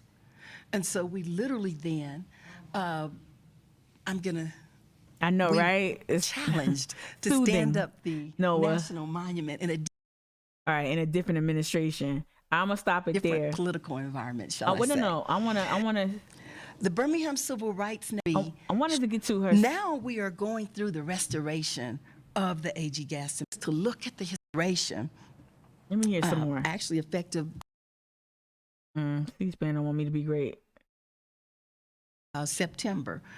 But we talk about equity a lot, and you may have heard somebody throughout this conference. I'm sure you've heard equity. But what does equity look like when you're actually working in neighborhoods and you're working on the ground? The picture of the four gentlemen, the guy that has the orange shirt on, he actually worked for A.G. Gaston. See how you include the wall, include the people who were instrumental. Blast was set off at the A.G. Gaston Motel. Include the community, Construction Company is a legacy company of A.G. Gaston. So, and I'm gonna stop it there because it's just not cooperating. But that's again too. A lot of our preservation efforts don't include the community. Doesn't really corral those voices that are important. Now, when that museum opens, a lot of people are gonna be trotted out. You know, they're gonna do that thing that they already did when they did the ribbon cutting like a year ago or a year or two ago, all right? But outside, but when we're talking about RFPs, when we're talking about construction, when we're talking about prioritizing Black vendors, brown vendors, all right, indigenous vendors, that's not what you're gonna see. You're not gonna see a really thoughtful inclusion in that. So you're talking about cultural heritage tourism. Charleston doesn't do that well. Charleston won't do that well. And I think there's a lot of reasons why. What's up, Brandon? Let me see what you say. I got you. Hey, D. There's a bunch of reasons probably why that's like that. And some of it is just, so some of it, and this is a very inarticulate and sloppy way of saying it, but some of it is muscle memory. So the way that John Tecklenburg is leading, he's leading because his example has been, oh, well, they had a developer as mayor, serve as mayor for 40 years. And this is how he went about business. You know, oh, my predecessor, Mayor Riley, he started the Horizon Foundation, which is now West Edge. And he started all these development projects that resulted in Black people being displaced from the peninsula in record numbers, right, in droves. So a lot of it is muscle memory. He learned at the foot of Mayor Riley. And same thing with the leadership, current day leadership at preservation societies and historic societies, all that. Some of it is muscle memory. But when is somebody going to start thinking that, you know what, we've been doing this thing like this for so long, how do we might need to revisit why we're doing it like this, because we're getting a lot of backlash and other cities are lapping us. Places like Birmingham, Alabama, and Mississippi, in some cases, if you look at the work that's being done on the ground, places like New Orleans, other southern cities are way ahead of Charleston. Whatever the motive is. But if it's a profit motive, if it's to claim the mantle of being the most historic city, whatever it is, they're way ahead of Charleston. And you would think at some point somebody would like, you know what, we've been doing this thing like this for so long, we might need to revisit something because this is not sustainable. Let me go back up to the comments. D, you said earlier, I keep saying that Charleston could show the rest of the country how to atone. You and me both. And also when it comes to like demonstrating a commitment to environmental conservation. Like a lot of the stuff that remember, all oppression is linked, right? All oppression. So even like environmental racism is shit. What we're seeing with the climate crisis, that's a Black issue. Why is it a Black issue? Because look what they're doing. They're taking Black land, Black property that sits on marshland, that sits next to marshland or other green spaces. They take that, they seize that property, right? They make that part of their practice of taking. As my friend Cyrus has coined the phrase, the pattern of taking that the city of Charleston has perfected, and taking Black land, taking Black homes, right, and putting it in the hands of white landowners, right, thus exacerbating the climate crisis because you just took a vital resource that's near marshland or whatever it is, right? You take away these green spaces and now you exacerbated the climate change issue, right? And like you could lead the way, like to Dee's point, you could lead the way with how to atone. You could lead the way on how to be historically, how to be environmentally conscious. I don't understand why a coastal city wouldn't want to be environmentally, like I just don't get why a coastal city would like, nah, we good, we gonna sink. We just bring in some pumps like Miami, right? Brandon, you said something in the chat earlier. If you come to Charleston to see the museum, you have some level of interest in African American history and culture. If you aren't pointing in the direction of more than that, you won't be coming back. You are right. It'll be like, Brandon, it'll be like that thing you check off. Like, cause I'm trying to think of what cities I've been to. You know, and granted, I might be the worst example possible, but if I think about how I was like a tourist maybe 10 years ago, I'd want to go to the museum, the thing in Birmingham, Alabama, or the thing in Montgomery, Alabama, and then like, okay, I've been there. Or like when I was younger, we went to the Blacks and Wax Museum, and I think that's in Maryland or DC, right? And I've never been back because it's the one thing I know about in that area. But if I know, but when I went to go visit my friends who went to Hampton and whatnot, and went to other areas in Virginia, I had a bigger connection or a deeper connection to the culture, to the environment, to the festivals that come every year, right? And they're just making it about this one specific a monument or museum. Let me keep reading your comment, Brandon. If you you won't be coming back. And the only place they can really point for more of that is off the peninsula. Yep. And they don't even CVB. I mean, I know that it's a membership-based organization, but you could do more to talk about McLeod. You could do more to talk about stuff that's just not on the peninsula. Like, you could do more to talk about more than just like Middleton Place and Magnolia, right? Thank you. Like, if you build it, they will come. Seriously. The Antebellum Industrial Complex. Yep, absolutely. So I wanted to revisit her comments because she talked about a phrase that's very important: cultural heritage tourism. We don't offer that. We offer an antebellum pass and civil. Like, they fumbled the Revolutionary War. Like, y'all had way more. Man, please. It's like Civil War is the only war they acknowledge. I'm not even trying to big up war. There was another conversation. I'm not gonna get to it. I'm gonna get to some other stuff. I'm gonna change it up because this is not a sexy topic. Apparently, I'm not getting it. I'm not getting the engagement, but I don't give a damn. I care, but I know what time it is.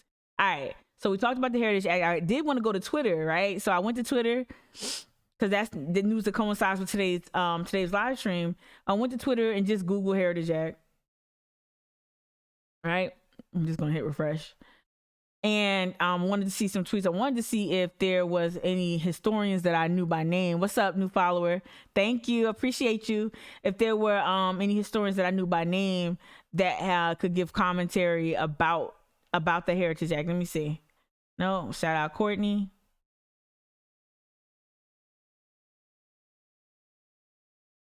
Let me see. Let me see. No, just see reporting of the news. Senator Gerald Malloy. This is the victory. Let me read this. This is the victory for our state. The voice of the majority can now be heard about which statues and names best reflect our values and heritage. The road to justice is just a long one that takes constant care. Today's decision gets us further on our journey. You can argue that for sure. You could definitely argue that. One step closer. Let's see if there's any historians that I recognize. Let me see. Oh, this is somebody who doesn't like the decision. They're using it to attack Nancy Mace. Okay. Nothing there to see. I wanted to see if there's anything else I wanted to lift up. Y'all are so quiet. Let me see. What's up, Brianne? You said maybe if they saw the money behind the tourism, they would change it up. Absolutely. And that's the thing, Brian. The CVB is so powerful that it keeps people out of that space. It refuses to share so it occupies such a powerful political arm that it's almost its primary function as opposed to peddling bullshit ass whitewashed white supremacist history. The other function they serve is to keep people out. So basically, if you're not in the clique, right? This is why these boutique owners can threaten a black or a brown and jewelry makers rather with saying, hey, you came at us, so now we're going to make sure you never sell anything and the CBB never recognize you. The fact that these white women can weaponize the CVB against a brown woman who took a political stance shows you that the CVB doesn't just work to perpetuate an ahistoric recollection of history, but it also serves to marginalize folks who are not in line, whose values don't reflect that, right? And so you can argue that they're keeping people away from economic opportunity. That's almost primary function. of the Historic Society, of the CVB, right? Trying to see what else I wanted to talk about. Y'all are really quiet. I thought about this. I just had this up because I thought about this, how what I wanted to do was click on the Preservation Society and see if they had any diversity initiatives that they wanted to talk about, and then look at this. So they cited, or they listed this here, the Septima P. Clark House, in 1948, prolific civil rights leader, educator, Septima Clark. So basically, y'all know there's now let me pull up the pictures. There's now a marker out front of her home, but I mean, they didn't preserve the home. The home is still in use, right? It's not preserved. Shout out to Ridge. This is at my rally. This is the Septima Clark. So I had them come. I had Ridge and Alexis come, and because they were part of this, they were the students that were leading the effort, along with Dr. John Hale, formerly of CFC, formerly of USC, now in Illinois. They were the students that helped lead the effort to erect the monument, erect the actual marker, right? And this was at the Rally for Electoral Justice, the Women's March Rally for Electoral Justice. I don't know why they lopped that off, right? Shout out to Adam Mano, who used to work for the city paper, but he snapped this picture, and these are the students that helped bring that about.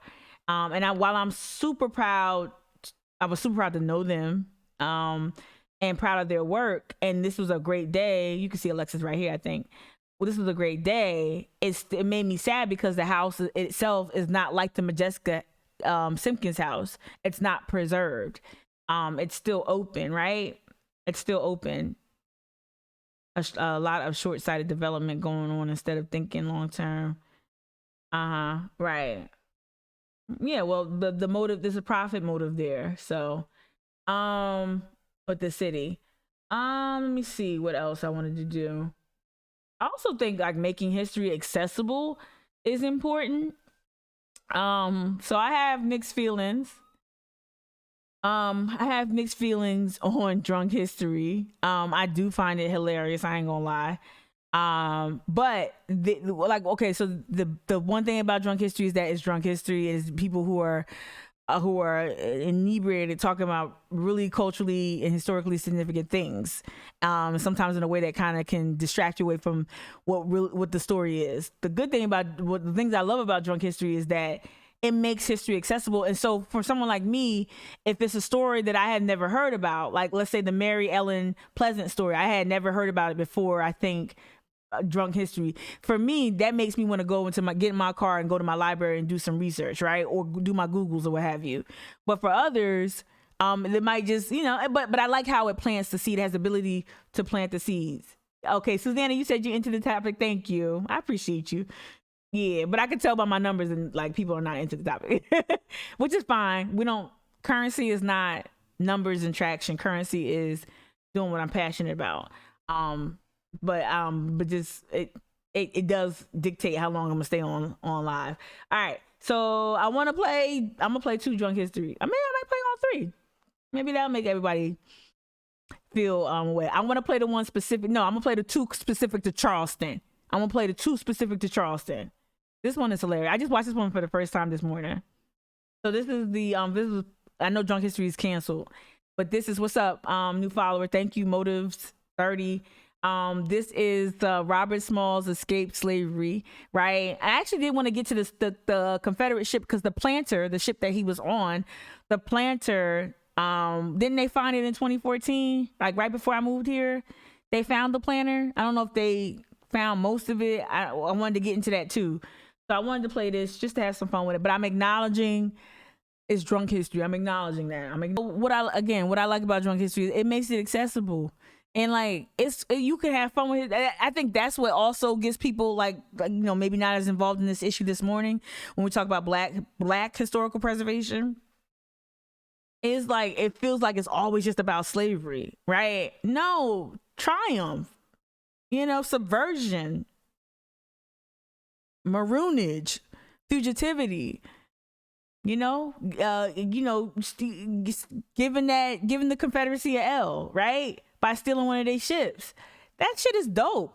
Make this shit an action story for people, for kids, for younger people. But when you focus so much on just one aspect of our history, you limit us. And again, it's that lack of imagination when it comes to not just Black bodies and Black possibility, but the lack of imagination when it comes to Black history, where folks are, and I've gotten this from some of my friends who are artists in this area who happen to be Black, and they were like, you know, they're only sought out to do one thing, and that's to constantly create art that's just about their relationship to whiteness, right? To constantly just create art that's, oh, can you create something that's a response to this injustice? Like, nah, how about I just create something that's like, yeah, I don't know, what abstract art, right? Why don't I create something completely has nothing to do with history, has nothing to do with, and the fact that the person's identity is the statement, is a statement enough, right?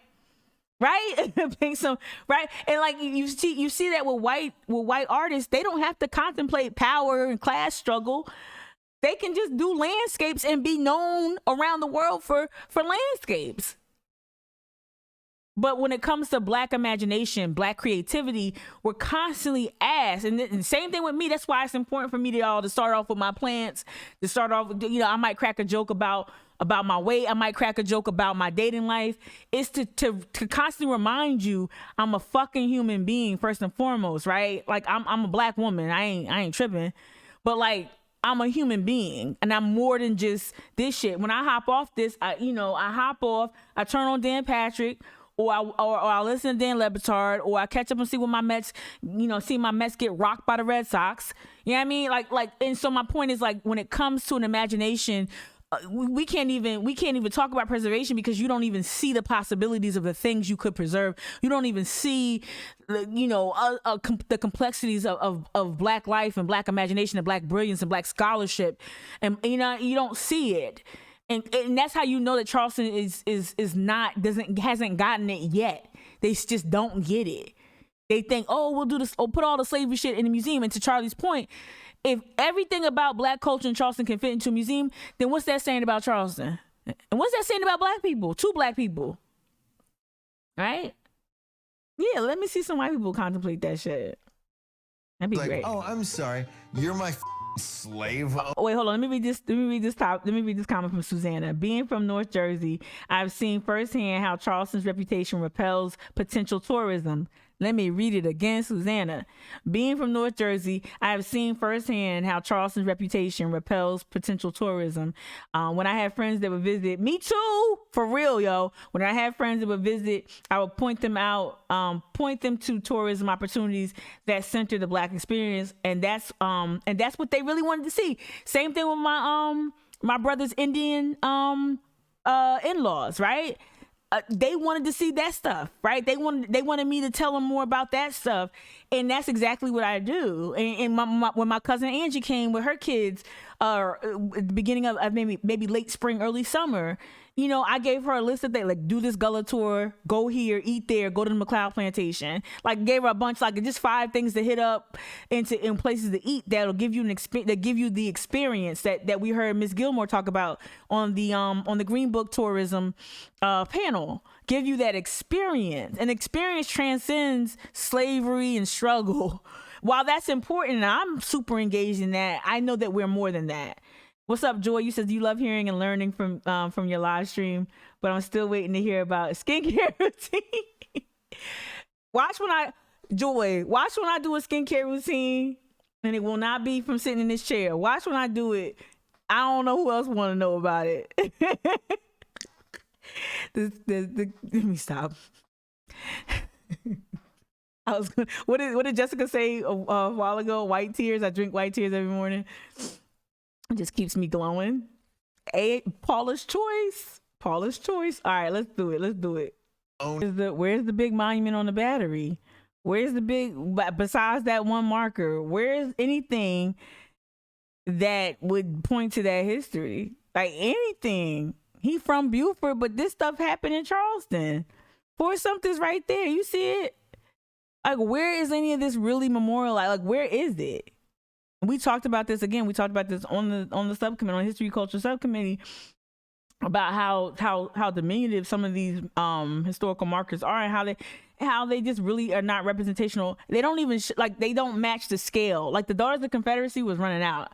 I get to Calhoun was a senator and vice president. I get his shit being big on some level. Now we know why it was tall. We know why Calhoun was tall, because the black people kept fucking it up and vandalizing it, right? But I get it. Like, okay, he held a really big spot in history being an asshole. Yeah, I get it, right? But like other monuments they got is huge as fuck, and it's not in line with the historical significance at all. And both Robert Smalls and Harriet Tubman's work down here on the Combahee, lighting up all these goddamn plantations along the way, freeing 750 people. Shout out to General Harriet Tubman. But like, nothing matches the history, like how significant it was. And there you go. That's how much, that shows you the priorities. That shows you the sentiments, right? You saw the plaque, Brienne. You said you saw the plaque at the boat landing, going to Bulls Island. It's not enough. The one. I want to do the other one.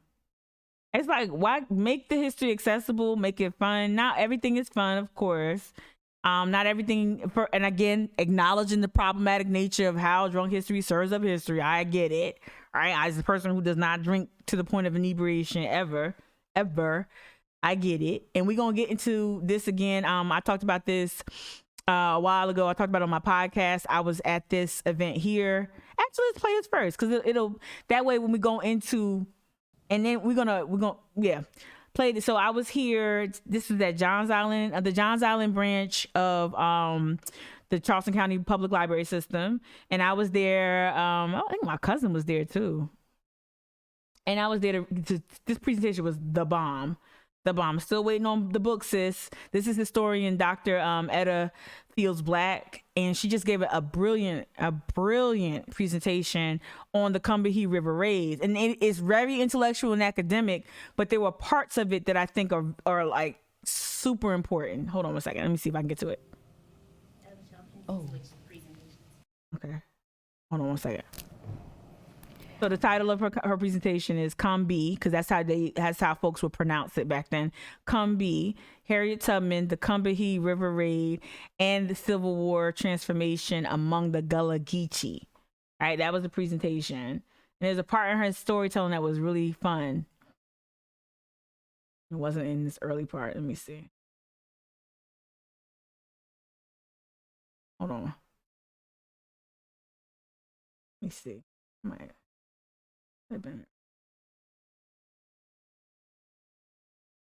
Hold on. Oh boy. Maybe Low Country Creoles. Okay, I call that group of people who were very diverse, who lived in the Low Country, who were enslaved on different kinds of plantations. I've called them Low Country Creoles, and I will call them Low Country Creoles in. I will say too, her academic scholarship showed me how complex Gullah Geechee culture is. It's not monolithic, and I think this is where I get into trouble with other Black folks that are Benyas. And I know I call myself a Kumya Benya hybrid. Given my fatherless connection and given, some of my early years spent here, before I went to college and all that. But I think that there is an argument, like we have this very, very static, outlook on Gullah Geechee culture. It's very static, and to me, some of it is stale. This is in no way, am I criticizing Black people who choose to express their Gullah Geechee culture the way they've chosen to. However, I'm interested in complicating the narrative, and I think that the scholarship that Dr. Fields Black offers up helps like kind of not confirms, but helps you make that argument about, hey, it's not just descendants of Africa and they have this language. It's way more more rich than that. And I think that richness is where we need to lean into the Creole that she's referencing. Again, because we don't have enough programs on this topic, because we don't have enough, events that actually accentuate this history outside of like a rice festival, sweet tea festivals and stuff like that. We don't really have anything that where you could talk about history and culture that centers the black experience or black cultural heritage. We don't have enough places, so the conversations can't exist. So people who have done so much vast research on things that took place in this region, things within African American or indigenous communities, we just don't have enough conversations about it. They were boys on Oakland. I wanted to get to the point of the raid. Let me see if I can get to it. I might not be able to.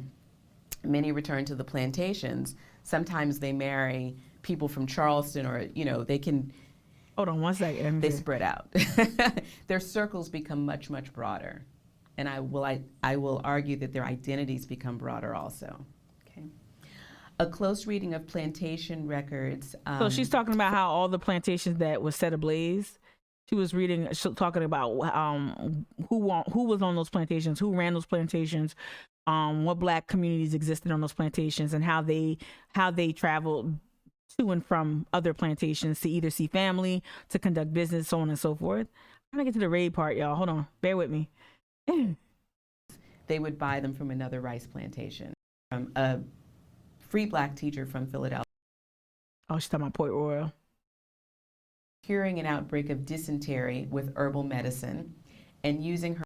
Hold on one second. Let me see. If I can't get to it, I'm just gonna get to the drunk history. Port Royal. From espionage in the Beaufort refugee community. Yeah, I'm going to invite you. It's only got 224 views. Damn, since 2019. It's so good. It's so good. Watch it. You could put it on and just it's soothing. Like you put it on, you just learn, just listen to it. Let me get to, I'm going to have to be bad and just get to the drunk history. But it's really worth a listen. But she talks about the river raid, and the part I was trying to find was, and I love hearing about blacks who escape from human bondage. And so the part that I was trying to get to was the part where she talks about how black people started to communicate, and they were like, because a lot of white people, after it was all said and done, after Harry done came through with the ship and everything, white folk was like, how did this happen? Wait a minute, how did this happen? And then she was like, well, I found evidence that would suggest that, when that cook would leave to go shopping, they might have slipped a note to this person. Or I found proof that people who are married but on different plantations, whenever they would eat, be able to catch up with each other, they pass word. So people would pass.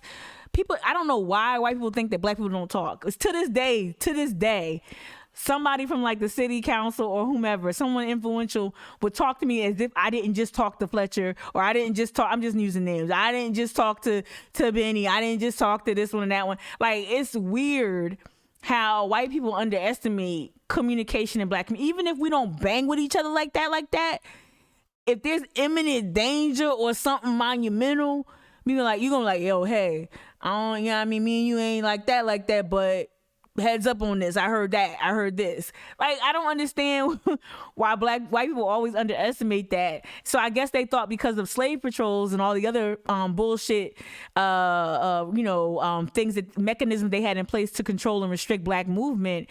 I guess folks back then thought that black people were just not gonna, like they wasn't breaking curfew, like they wasn't, like they couldn't read. They created newspapers while in bondage. They use songs. They use all these subversive ways to communicate with each other. It's crazy to me. So basically, the part that's really the banger is that as Harriet is coming, people know that Harriet is coming. So one plantation owner, he sees all his people. He sees his enslaved population running to the shore to meet up because they knew what time they had their livestock, they had their children, they had their little belongings, and they all came carrying all of that. And they were like, wait, if you go, it's gonna be worse. If you go, they're gonna take you to slavery in the Caribbean, because slavery in the Caribbean was horrible, hell on earth, right? And so they would look back, I'm putting a little hot sauce on the story. They looked at him And they're like, all right, yeah, sure. And they kept running, but he tried to threaten them with like, hey, if you go, he couldn't stop them. And I think that part of the story was it was hilarious. Like they laughed at him. And that's the thing, I think, when we retell history, whether it's preserving a physical landmark or if it's preserving an oral archive or anything that, like, we need to preserve the things that add color. Black people laughed at their slave owners so much. The Tulaloo, the dance I always talk about, when they would have, the Tulaloo at White Point Garden, right? Afro-punk before Afro-punk. The whole Tulaloo dance was making fun of how white folks get together and start dancing. Like the whole song and the mimicking of the dancing, the line dance was mimicking white folk. I think that the historians found that like black people, and I'm not like lifting up like abusive things and nothing like that, but no, it is funny that there were moments where black folks felt powerful and thought that white folks were just utterly ridiculous, and you don't read those stories enough. Like when they would escape bondage, like when Gullah comes up with all these different ways to call a white person white, the term white trash, to delineate between white people of means versus like, the carpetbaggers and whatnot. It's just really funny when you don't know that enough. And so as they were fleeing the plantations during the Combahee River Raid, this man was just pathetically trying to stop black people from going to freedom by like threatening them. They were like, man, go back in the house. Go try to save a chicken or something, man. We out. And I just love that. I love that. I just think that's hard. Like we don't talk about that enough. And it's all up and through the archives, y'all. When you get into it, black people stay making fun of their oppressors. She was thorough. Like Harriet Tubman was super thorough. And even though again this is drunk history, problematic as hell with the drunk stuff, blah, blah, blah. But like she was a spy, and this was well into her time. That this is well into her career liberating black people from from human bondage. And so I think a lot of people don't recognize it. And the part that really pissed me off, this is when I know if you're a feminist and all you do is post RBG and I don't know and Gloria Steinem, and you don't recognize how badass Harriet Tubman was, the only woman to lead a raid of this size. Come on, only woman to lead a raid, right? A military raid.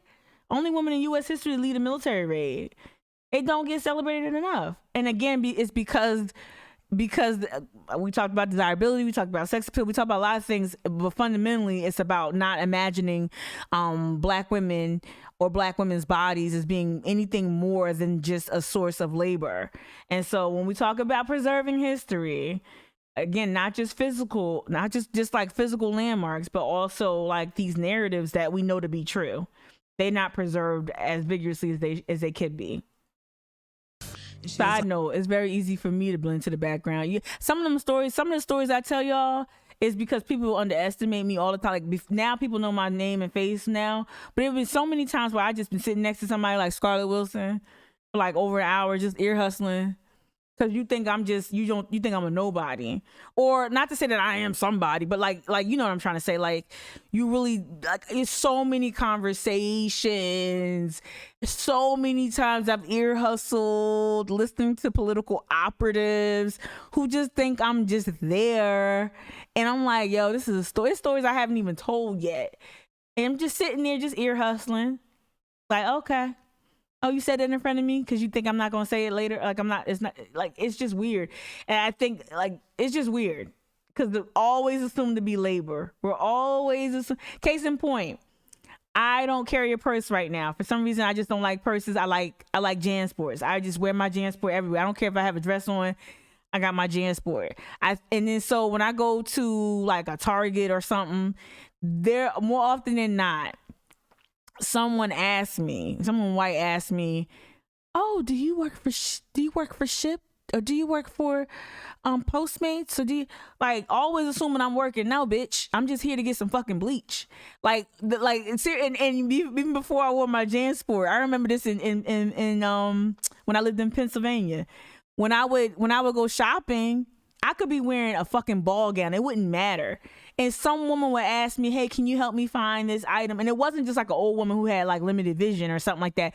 It happened so often it was laughable. And it just, to me, it just confirmed that, like, damn, you think all black people are just on earth to just work? Like, we can't be out here, we can't be out here shopping, making dinner. It's just weird. It happens a lot. Because, and I think that's why I had Moral Contagion, right? Queued up, is because it also encourages folks. It encourages generations of black people about the possibility of black brilliance, of also black fugitivity, black resistance, black rebellion. It makes it sexy. So what we see on conversely is that only white supremacy and that white rebellion and seceding from the Union, being the first to secede, that's celebrated. But that's something that has been, look how resilient and how white supremacy and the Confederacy has just continued to, like, its popularity. I don't know if it's the same as it used to be, but it's still very popular. It has hugely, like, powerful defenders, right, in elected office all throughout the country, not just in the South, right? And think about how the Confederate flag is used sometimes as a hate symbol in other countries, like with the swastika and shit, right? That's the power of the Confederacy, and it has that power because that's the story that's being told for generations and generations. Imagine if you had stories of Harriet Tubman told for generations and generations and generations, right? And that's what, like, books like this, Moral Contagion, that's what it does, right? It talks about how it examines the need that it examines why Charleston enacted laws that restrict the movement of free black slaves who would come on ships to Charleston from other places. So if you were free from another place and you came to Charleston, you were free black from another place, excuse me. If you were a free black person, you would have to they'd either have to put you in the local jail here in Charleston, or you had to stay on that ship, right? And so, it's because, and they called it a moral contagion. They didn't want other black people to see what liberty looked like, to see what freedom and emancipation looked like. So, and they were also very fiercely afraid of rebellion, Stonewall Rebellion, Denmark VC, all of that, right? And so I think that's the other reason. I know that's the other reason why this history isn't taught, because they don't want you to be inspired. Like, hey, this small diminutive black woman, even though it's not really, that's Octavia Spencer, but this diminutive black woman literally just defied everything, like gender. Her race wasn't the barrier, her gender wasn't the barrier, her size wasn't the barrier, right? She sustained a massive head injury, right? So she had cognitive disabilities, some would argue. None of that stopped her from saving like about 1,000 slaves from human bondage. And they don't teach you that, so you don't have a connection to that pride. And that's why the preservation of black culture, the preservation of black history is about dignity. It is about dignity. It is about pride in yourself, pride in your community and where you come from, right? So it's about identity too, right? And so I know a lot of people say, well, I'm tired of seeing slave movies. I'll never get tired of seeing really well done movies about that period of enslavement. But I will say, to their point, acknowledging their frustration with only seeing us rise from slavery, there are so many other stories to be told. There are so many other stories, whether it's from Hollywood's perspective or from our city planners or our historic and historic preservation societies, whatever. There are so many different stories to be told, but first we have to preserve them so they don't become erased, right? Yesterday I spent a lot of time. Let me see. Yesterday I'm about to dip. Yesterday I spent a lot of time. Let me see.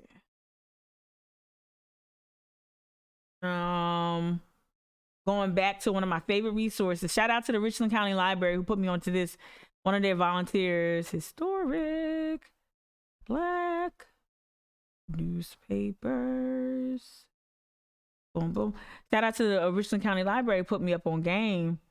Hold up.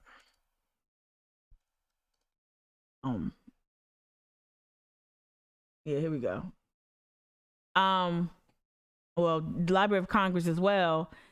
Historic Black newspapers throughout the country that exist, and when you look at the ones that are from South Carolina, you can't really find that many. A lot of them have not been saved. A lot of them have been pulped, destroyed, or relegated. What's up, new follower? A lot of them have been relegated to obscurity, right? I'm trying to find it. Let me find it for real. No. Let me find it. Uh-oh. Is this real? Or is this fake? Hold on. Is this real or fake? Let me do this real quick. Let me see something real quick. If you're a new follower and you're a friend, hey. If you're a foe, you gotta go. I'm gonna put it on subscriber only chat. All right. Boom. All right. I put subscriber only chat on it. So yeah, there is no revolution without the Black woman. Absolutely. Thank you, Motive 30. Thank you. Let me turn it off real quick. Let me see. Thank you for your sub as well. Oh, thank you, D, for gifting the sub. Thank you. All right. You gotta see if you gang first. Let me see. Historic. Let me see. I'm trying to find it because I want you to see this.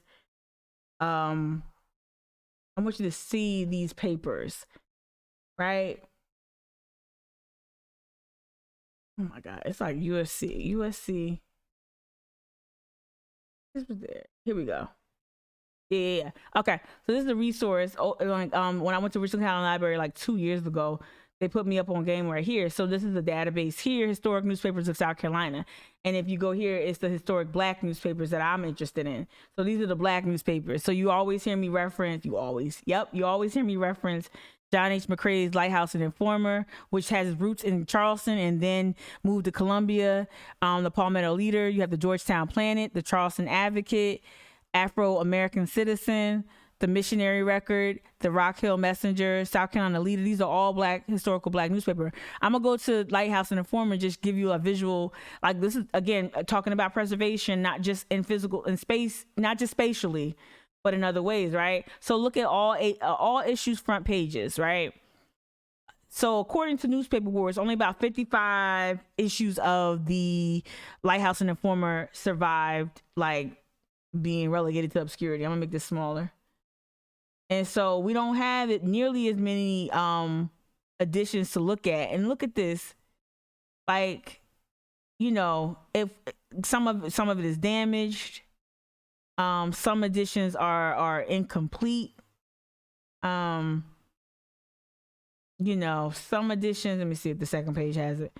Some editions are major disrepair, and like you can only get bits and pieces. And this is why it's important to save and to preserve Black culture, Black heritage. It's really important because we know white supremacy. This is the issue that broke my heart right here. There's one issue right here. It's one of, I think, a couple. Like, this issue broke my heart. Like, man. And thank God to who all submitted this, or whatever. Addict had copies of this paper, but it's just crazy. This is what happens if you don't prioritize, you know, black preservation, Black culture. It's really important. It's really important. All right. On that note, I'm gonna say peace. I appreciate y'all for hanging with me. See you tomorrow morning. I don't know what I'm talking about tomorrow. I'm exhausted. This week was really fun. Really fun. And this was fun for me too. I wish I had a little bit more participation, but shout out to everyone who participated today. That helps it helps things go along. Again, special shout out to Charlie for highlighting the issue around Black preservation and why it shouldn't just be. And I'm so like talking to people like Charlie. I'll say this and I'll dip. Talking to people like Charlie, it makes me feel less insane. Like I've been telling people, like they keep doing this thing called it's like a forced perspective, right? I said it on Instagram. Let me find it. I said it on Instagram. This forced perspective, Charleston only steers you toward parts that they want you to see. And I'm trying to, whether it's culture, whether it's places to eat, whether it's recreational spaces, deviate. It's the only thing I have, only story that I have like saved. Let's see if it plays. Hey, I just wanted to hop on and reiterate some things I attempted to say during my live, but this time add some captions. I mentioned how I saw a video about forced perspectives at an amusement park. And I know forced perspective pop up on YouTube. I know forced perspective is about planning a space, whatever. But I thought about it, and I thought about just that term as it relates to a forced perspective when it comes to tourism and culture. The forced perspective here is toward the Confederacy, is toward the antebellum South, is toward the plantations, is toward those labor camps, right? That's the history. That's where they're telling you to look. And so culturally, I'm trying to get you to break away from that. And how that made me think about how we are trained and we are empowered and pushed to see things through a specific lens here in Charleston. Motive 30, and I'm encouraging you all to deviate from that forced perspective. Right, look beyond where the city and the powers that be are forcing you to look. Go through those double doors that say personnel only. Get off that beaten path and start challenging and interrogating power. Okay, I got you. And break from that myopia and see things for what they really are. And it's not always easy. It's like this really myopic. There's two sites, motives. Let me show you the one I was just on. This is the University of South Carolina libraries. You don't need a library card to access this. If you Google historical newspapers of South Carolina and maybe if you want to add USC or whatever, it'll pop up, and then it'll give you the older ones here up top, and then down here is the civil rights, and this is part of a different series as well called Chronicling America. Right, so the ones down here, the Lighthouse and Informer is up here, and Palmetto Leader, because I think their proximity to Columbia, I think that they sit here. But if you go down here, the Afro Citizens of Charleston paper, this is the Charleston paper, the Charleston Advocate, Georgetown Planet is in Georgetown, and so on and so forth. I think one of these at the bottom is also a Charleston paper. And everyone talks about the Chronicle, but they don't talk about the Afro-American Citizen and other Charleston-based papers, or how the Lighthouse and Informer started in Charleston, right? But because of some bullshit. And then here, if you research Chronicling America, it'll take you to the Library of Congress.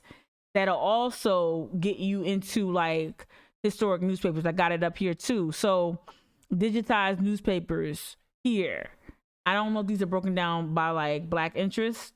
But the Library of Congress is another huge resource. And also, of course, your local library. If you go to the main branches of the Charleston County Library here, and you start, that's where my research began. Thank you, D. That's where my research began. And it's there, but it's they have it labeled as miscellaneous Negro newspapers, which was really heartbreaking for me. And it's no one's fault at the library, but it's no one's fault, but it's really sad. So library, but it's also at your local branch. I'm sure you can find some historical newspaper, if not just one or two. But our branch has a collection of those that were throughout the country. But I wanted to hone in on South Carolina, Columbia, and Charleston specifically, or the Low Country, and we got it there. So yeah, I appreciate it. Thank you. All right, I'm gonna leave it there. Wasn't as spicy as other live streams, but it's so much fun talking about this stuff. I could talk about this shit all day. All right, talk to you later. Talk to you tomorrow, all right? Bye.